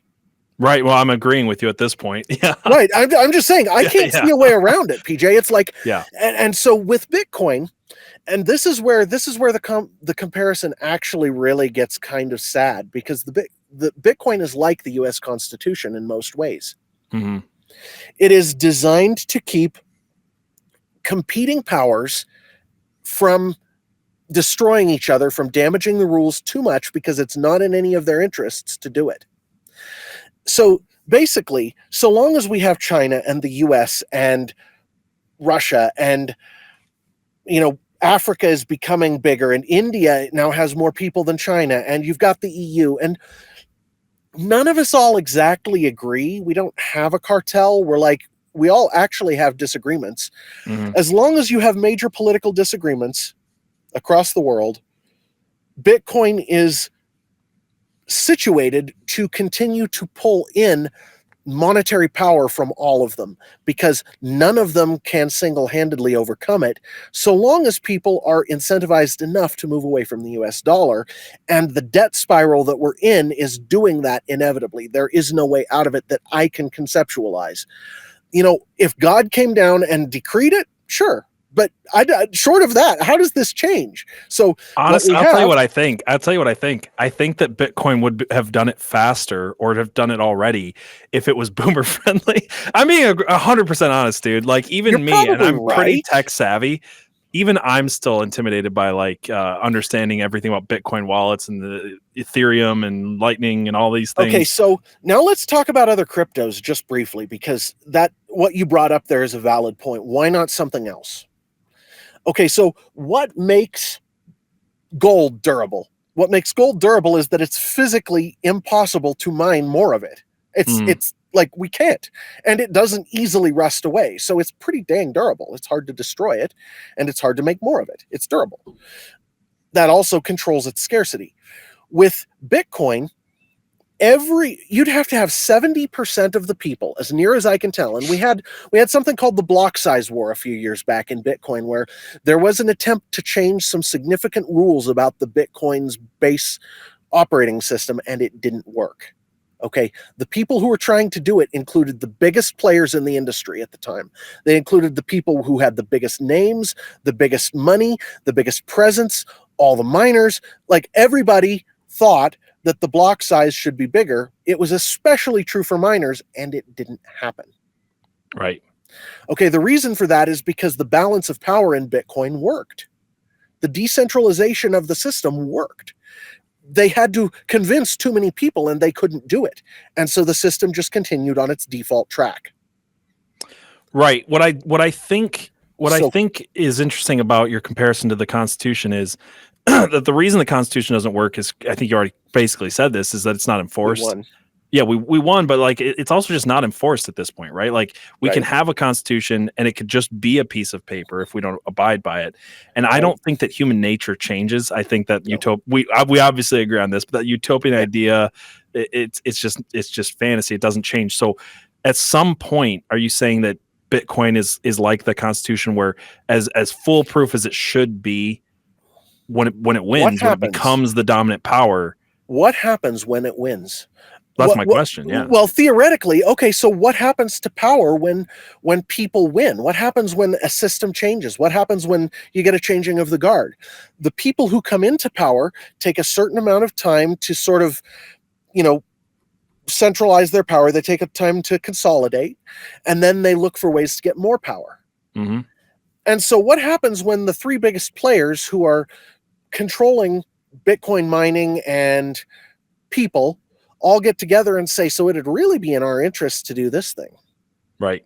What happens? Well, in the current environment where there's so much hostility, nothing, because you can't get 70% of the Bitcoin vote. Mm-hmm. It's spread too widely. You can't do it. So what has to happen is basically the whole world has to come together to say, okay, this is what we want to do, but for like 20 or 30%. Right. And I don't think nation states are included for reasons that we can examine in a sec. Let's talk about crypto real fast. Is that all right? Yeah. Okay. The reason Bitcoin is durable is the decentralization we were just talking about, that you have to get so much of the vote of the Bitcoin people to do anything with it. Do you know what? Ethereum is the next biggest one value-wise, right? How many people do you think you'd have to co-opt to change Ethereum? I have no idea. Probably a lot less than Bitcoin, right? 20. 20%? 20 people. 20 people? 20 people. They've done it. That's terrifying. No, it's just that Ethereum's worthless. Yeah. How about XRP? XRP's a big one. Probably 200 people. Dang. Okay, this is why other cryptos don't matter, PJ, because none of them have anything like the decentralization of Bitcoin, and none of them can get there. Well, I mean, you said it earlier, right? All money is a confidence scheme, right? Yes. There's no confidence if 20 people can change it. There's no confidence if 200 people can change it. There's only confidence if it's kind of like the Constitution, where you need, 4/5, something like that, to change what is it for the Constitution? It's like 3/4 of states or 4/5 of states have to. It's something like that. It's something crazy, though. It's 3/4 of states. A few times. Yeah, it's only happened a few times. And with Bitcoin, code is law, meaning if you're running Bitcoin, you can't change the code without taking yourself outside of the system and starting your own chain, which nobody else is on. Mm-hmm. So if you're part of the consensus, then you're following the rules. And unless you can get 70% of people to agree to change the rules, you're not going to get there. So that's the situation we're in today. Is Bitcoin is in a position where it is designed. It looks to me almost like a weapon that is designed to take out the fiat order. Mm-hmm. Like if I made you Hephaestus, the weapon maker of the gods, and I put you up there looking down on modern Earth and told you, come up with a weapon to destroy the fiat system and turn it into something else, this is what I would come up with if it were me, is Bitcoin. Because you can't stop it Putin himself said you can't stop it. China can't stop it. Nobody can stop it. Can't stop people from using it. Can't stop people from mining it. Can't stop people from adopting it. And Donald Trump Jr. has started a company that is a Bitcoin company. Mm-hmm. So the other part of this that people will tend to think is that you're going to have this hostile reaction to Bitcoin from states, from nation states. And to some extent, that's true. We saw that with the mining ban from China. It wasn't effective, number one. Number two, in any nation state where it's allowed, it's going to infiltrate the people who are running the nation state because they have just as much incentive as anybody else to buy it. Right. So, and we see that happening right now today with Donald Well, I mean, Trump also Jr. if the dollar's about to fail, right? Like if you are controlling the dollar and you've taken that whole inflation debt ceiling to its limit, right? And you know what's coming next. Aren't you just going to dump all your dollars into Bitcoin? I think probably you will, and I think probably you'll do everything you can to pre-position yourself. Now, that's once they realize that Bitcoin is going to happen, because up until 2020, it was a very big question whether Bitcoin would get big enough to happen. Only the people who actually understood the dynamics of it back then, which I wasn't one of those at the time. Like back in 2020, I didn't know this stuff. I didn't understand it. There were people who did. There were people who saw this coming. They make a joke in Bitcoin communities about, oh, it's the autistic Bitcoiners who understood it way ahead of time and believed in it who are going to make big, and they're not wrong. They're going to be the new rich. And it's because they understood what was coming. They saw the propensities that we're talking about now, how all of these forces are coming together. And they said, this is interesting. It might help me to own some of that. And so they did. And so the big thing that I see happening, though, that we haven't talked about is it's corporations that are buying the Bitcoin, not countries.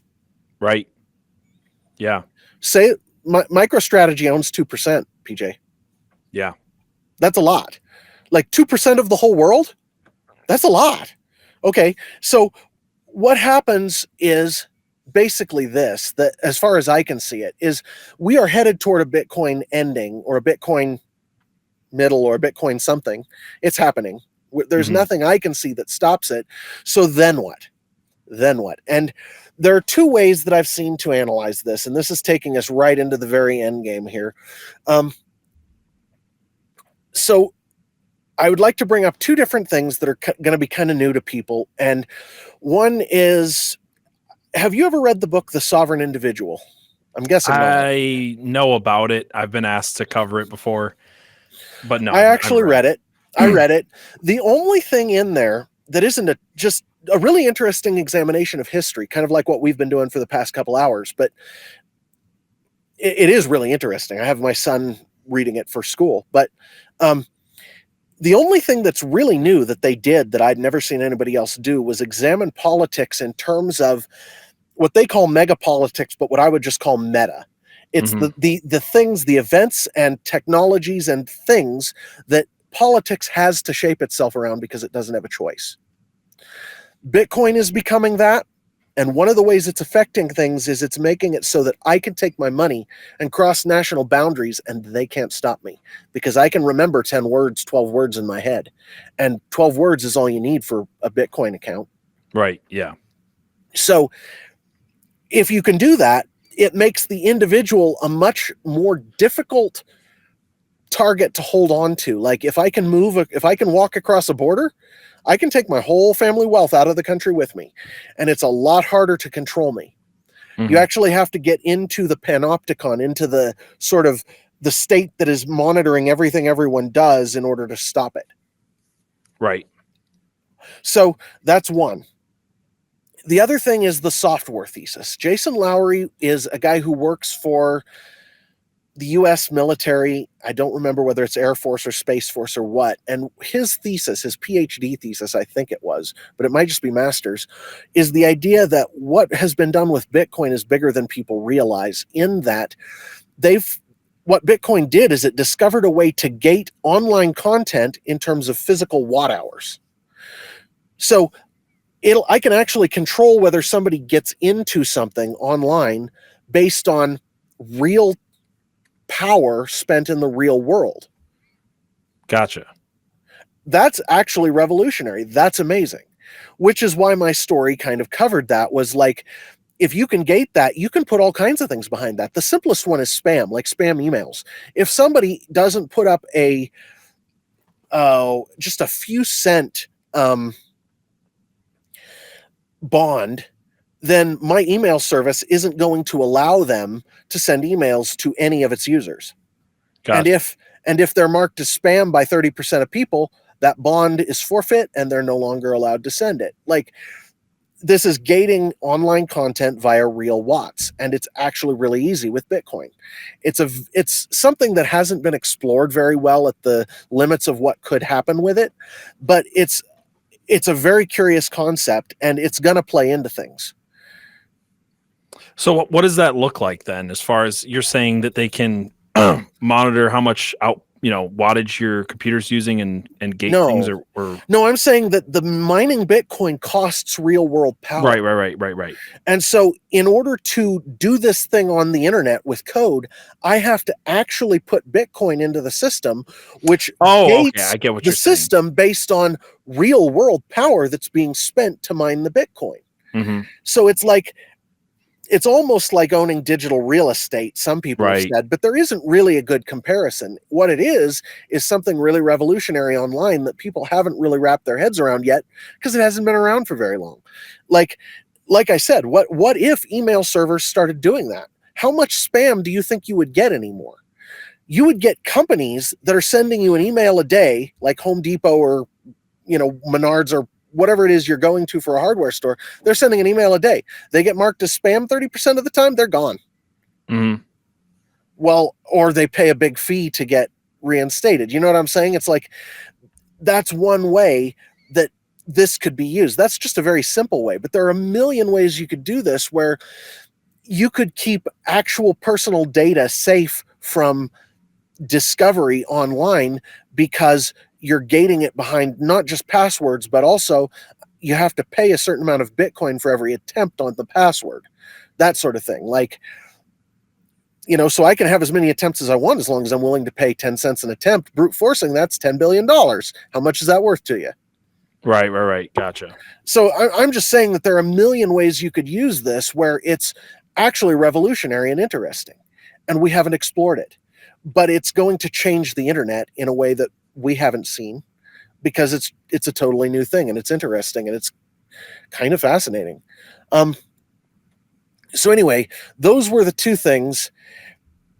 As far as the rest goes, we can guess what's going to happen, and the rest of what I have in terms of that comes out of what I trust for understanding what's coming in the future, which is the Bible, right? Right. Yeah. So are we ready to go there? Yeah, absolutely. I want to get into some theories about where you think this will end up, for sure.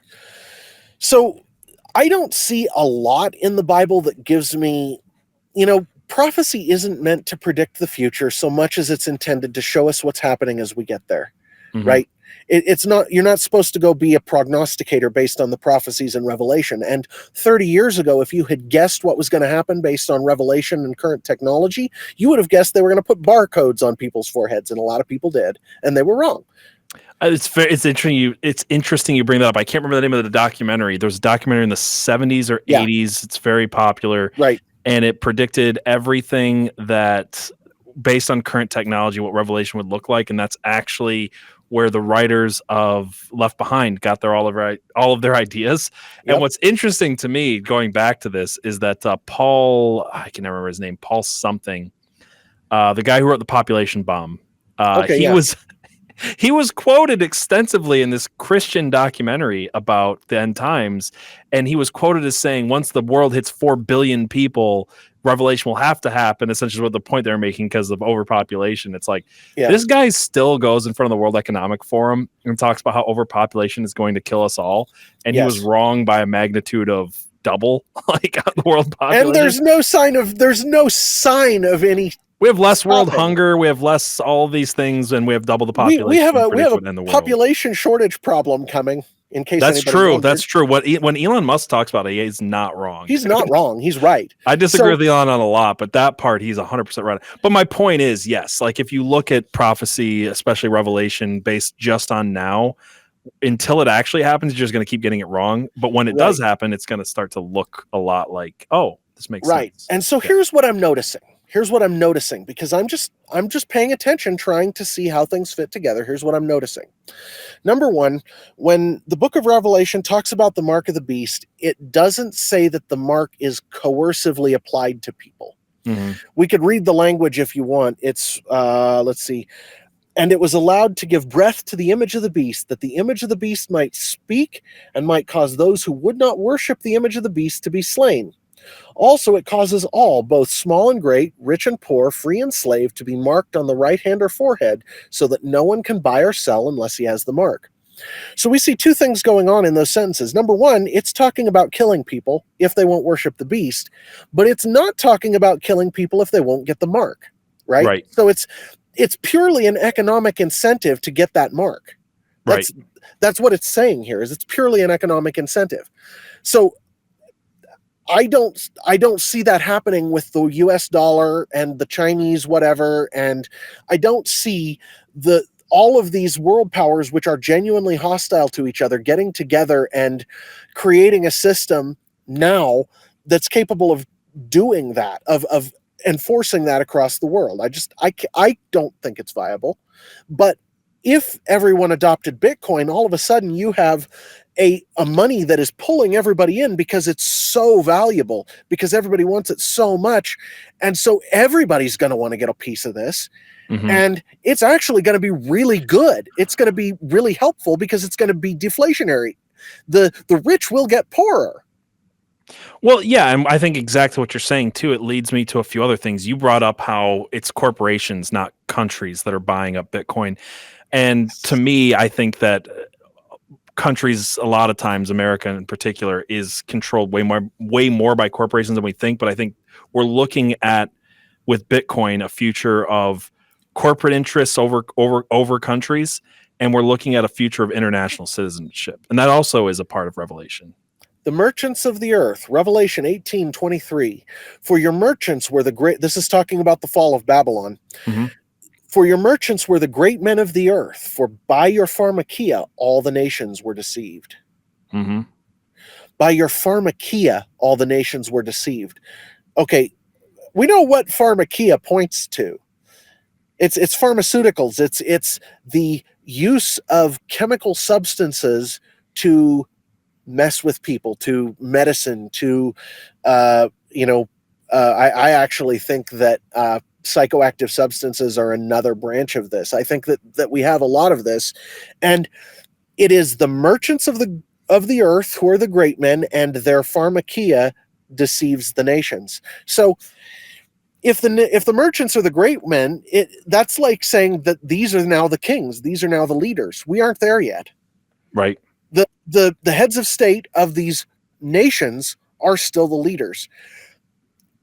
I have a big disagreement with a lot of people who read Daniel chapter, I think it's 7. It's 7 or 9. The 4 beasts, right? I can never remember if that's 7 or 9. Go ahead. People will correct me in the comments. The lion with eagle's wings, mm-hmm. whose wings are taken off and it's given the heart of a man, the bear raised up on one side with ribs in its mouth, and then the leopard that is given dominion. And then you have all 3 of these, their lives are preserved for a season and a time, and the 4th beast simultaneously tramples them all underfoot and does what now? That 4th beast is made up of pieces of all the others, but mm-hmm. it rends and tears and tramples them underfoot, but their lives are preserved. How does that work? Well, what I'm recognizing is that we have corporations coming to the fore in international power, and that those corporations are becoming the power players. They are becoming the ones who make the decisions more than heads of state do. Yes. Not always yet, but it is heading in that direction. And so that to me looks like some kind of merchant corporate conglomeration that makes decisions, that doesn't kill the countries, but just, takes dominion from them and rips and tears and does all these kinds of things. I agree that That's we're kind of already what it seeing. looks like. We're already seeing it, but the reason I say we're not there yet is because we're seeing it more in countries like America than we are in countries like China. Agreed. And in order to get to a country like China that's controlled by corporatism instead of communism, you actually need a decentralized currency, I think. You do. Yeah. And I think Bitcoin is probably that. Right.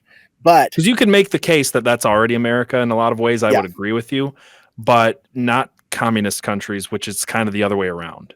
It is. Like, yes, you have oligarchs and things like that. I'm not saying it's not, but you still have a centralized control, governmental control over. And to be fair, yeah, if you look at the way the corporate world reacts when Trump is elected, that's not that doesn't entirely read to me like corporate control of the politics and deciding who gets in. That's like they're scrambling to cover their butts, or they're super happy with what they know. Look at Bill Gates on yes. Oh my gosh, Bill Gates rushed to be like, hey, can we be best friends? But he also recognized that when Trump came in, he was going to decide which tech oligarchs were going to control the country going forward. That's why Elon Musk was so pissed that he picked Sam Altman to head up the Stargate project, which again is a whole nother rabbit hole I'm not going to go down. Now. I think Trump isn't too stupid, and he sees that he has to balance power in certain directions. Yeah. And so, that's still what I'm saying, though, is still that we see that these leaders of countries still do matter more than Revelation is sort of intimating will be the case. Right. Okay.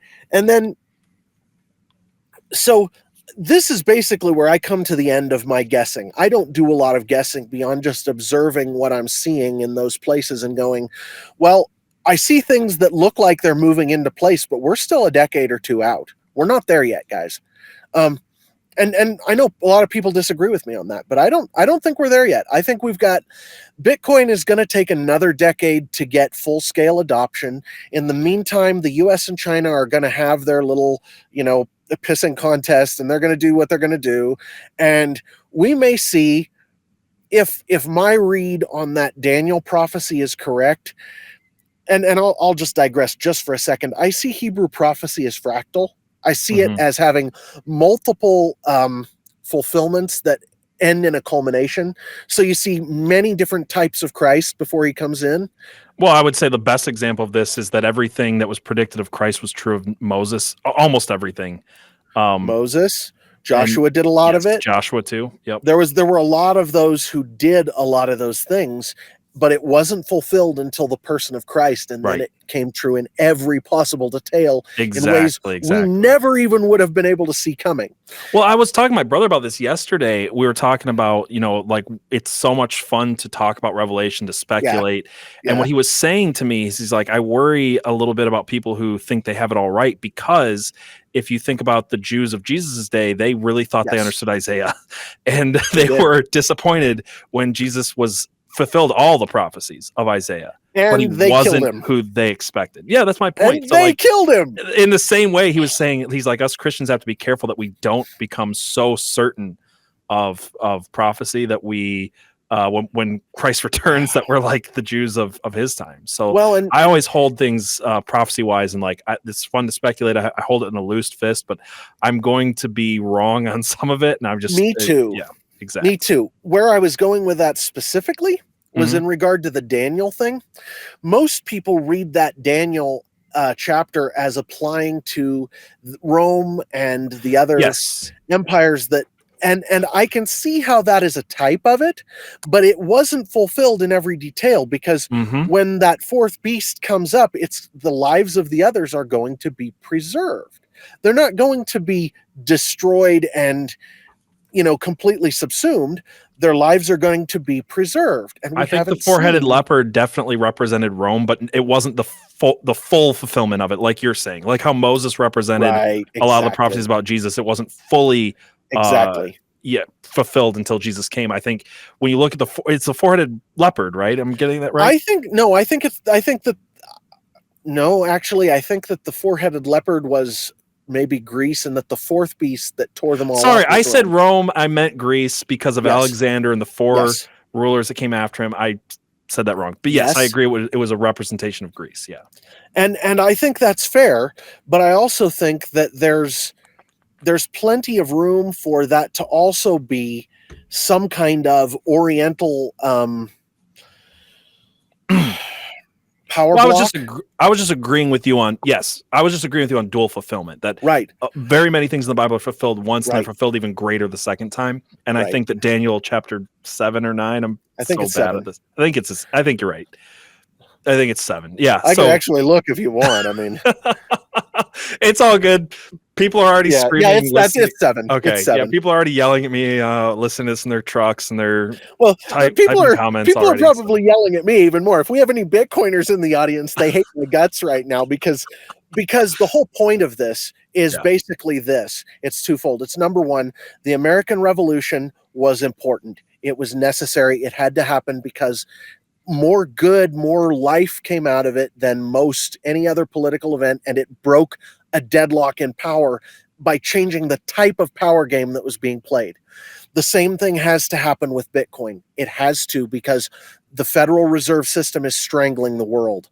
Mm-hmm. And so it is a noble cause. It is a good thing, but it can, by the people who follow on to those who originated it, it can be perverted just as any human thing can. It's easy to look at the end, right? It's easy to look at where America is today and say it was a mistake, and then forget all of the good that we've done for hundreds of years. And it's even easy to look at the foundation and go, well, the foundation wasn't quite as Christian as we tell ourselves, and I'd agree with this. How many missionaries came out of the U.S. over the last That's my point. Years? I think that the U.S. has been a global force for good more than what would have happened if there was no U.S.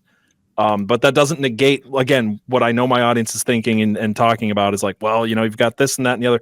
Yeah, there's always bad that comes out of everything. There will be bad that comes out of Bitcoin. There was bad that came out of the U.S. Yes. But to say that we shouldn't have created this country and all of the good that came from it is ridiculous. And to say that we shouldn't kill the system that has been strangling the health and the family structure and the just everything about our social lives, to say that we shouldn't find something to kill that? No, I think we should. I think we need to kill it. It needs to die. And Bitcoin is the thing that's going to do it, because there is no worldly power that overcomes that system, which you can see by how politicians get sucked up into it and basically turned into little robots as they get pulled into Washington. Trump cannot. Too big to fail. Trump cannot change Social Security. No. Trump cannot change Medicare and Medicaid. There are things that no matter, even the most maverick of maverick presidents who has the most power would require the full support of the U.S. Congress to do, and the U.S. Congress is the ultimate check that keeps things from happening. It can't be done. This power structure has to change somehow. The only way is to take the money out from under it. Bitcoin is already doing that because the system is self-destructive anyway. So really where we're headed is into a future that is, granted, it's unknown. We don't actually know what's going to come of the Bitcoin thing, but I do know that power tends to centralize. Mm-hmm. I do know that in the end, human institutions are corruptible, and that we need to not put our hope in money. We need to put our hope in Jesus Christ, the Son of the living God, who came to save us from our sins and give us eternal life, PJ. I couldn't agree with you more, and I think that's the perfect note to end it on. I would say this about politics: it's important. Policies matter. All this stuff matters, but to make it's a rearguard action. Yeah, it's a rearguard action, because if you make a politician your Messiah, you've got a bad Messiah. We've got a good Messiah. We've got Jesus Christ. I hope you guys will find Christ if you don't know him. I know some of you listen to this aren't Christians, but that is the most important thing of anything that we've said on this podcast. By far. By far. Jared, this was super interesting. I feel like I learned a lot. I know some of you we got a little off in the weeds here and there. I really hope you guys enjoyed this. I hope that you guys are excited to get more Dark Ocean and more Real Conspiracies. I can't guarantee that I'm going to be able to have an episode out every single week. I'm trying to slow roll into it for a lot of reasons, but if you like it, please give it a 5-star rating, share it with a friend. It's going to take me a little bit of time to get the message out to everybody that the show is back, and it's going to take a little bit of time to get it rolling the way that I want to. So if you want to see that happen, please support this. I'll give you one last thing. If you guys don't know, I have written a book. Jared is helping me edit it. And how do I share my screen on this thing? Let's do this real quick. Let's share this screen real quick. If you guys want to support me in any other way, you guys can go to patreon.com/redactedbook, and you can check out releasing a chapter every single week of Patch Notes Apocalypse. Awesome. Working on the sequel right now, so there's chapters up there. I even did a thing for people who don't like to read, where I had Burt Reynolds' AI voice read the book to you if you want to listen to it. So awesome. It's not as good as, hopefully that money will help me get a real audio narrator. Right. But that's fun. What you want. Yeah, that is what I want. Trust me, it's not perfect. No, I know. But people have enjoyed the Burt Reynolds rendition of my book. That's fun. That's fun, PJ. Well, awesome. And hey, everybody, I just want to say, I think PJ has a real anointing for this stuff. I think he is really doing, with this podcasting, something he needs to be doing. When I happened upon the previous podcast he was doing, it was like coming home. And I fully support him. I'm behind him. I want to help him. I think everybody else should too. I think this needs to grow. So whatever we can do, guys. I appreciate it, man. You were the final straw in pushing me over the edge to get back into this, and yay! I appreciate you for that, guys. Seriously, go check out Jared's work. Give him a plug real quick. I'll drop it in the E6universe.com. E6universe.com. The number 6 universe.com. I have 5 books that I've published now, actually, and they're here. I have all 5 here. And I'm working on the sequel to The Veil of Mysteries, which is in the Energemetry 6 universe. I have another fantasy story I'm working on as well. I love to have people read my stuff, join my email list, get the ebooks for free, pick up a paperback copy. I love to have, like I say, I just want people to read the stuff, and thank you, PJ. I appreciate it. This has been a blast. I just read Veil of Mysteries, and I got to say, guys, it's fantastic. Go check it out. Thank you for being here, Jared. And also go check out Real Conspiracies, because that's the next thing I'm recording. I'm recording an episode of that this week. So by the time you see this, probably a week after this comes out, I'll have an episode up on Real Conspiracies. Sweet. We're going to be talking Ghostbusters. So, all right. Till next time, everyone. God bless.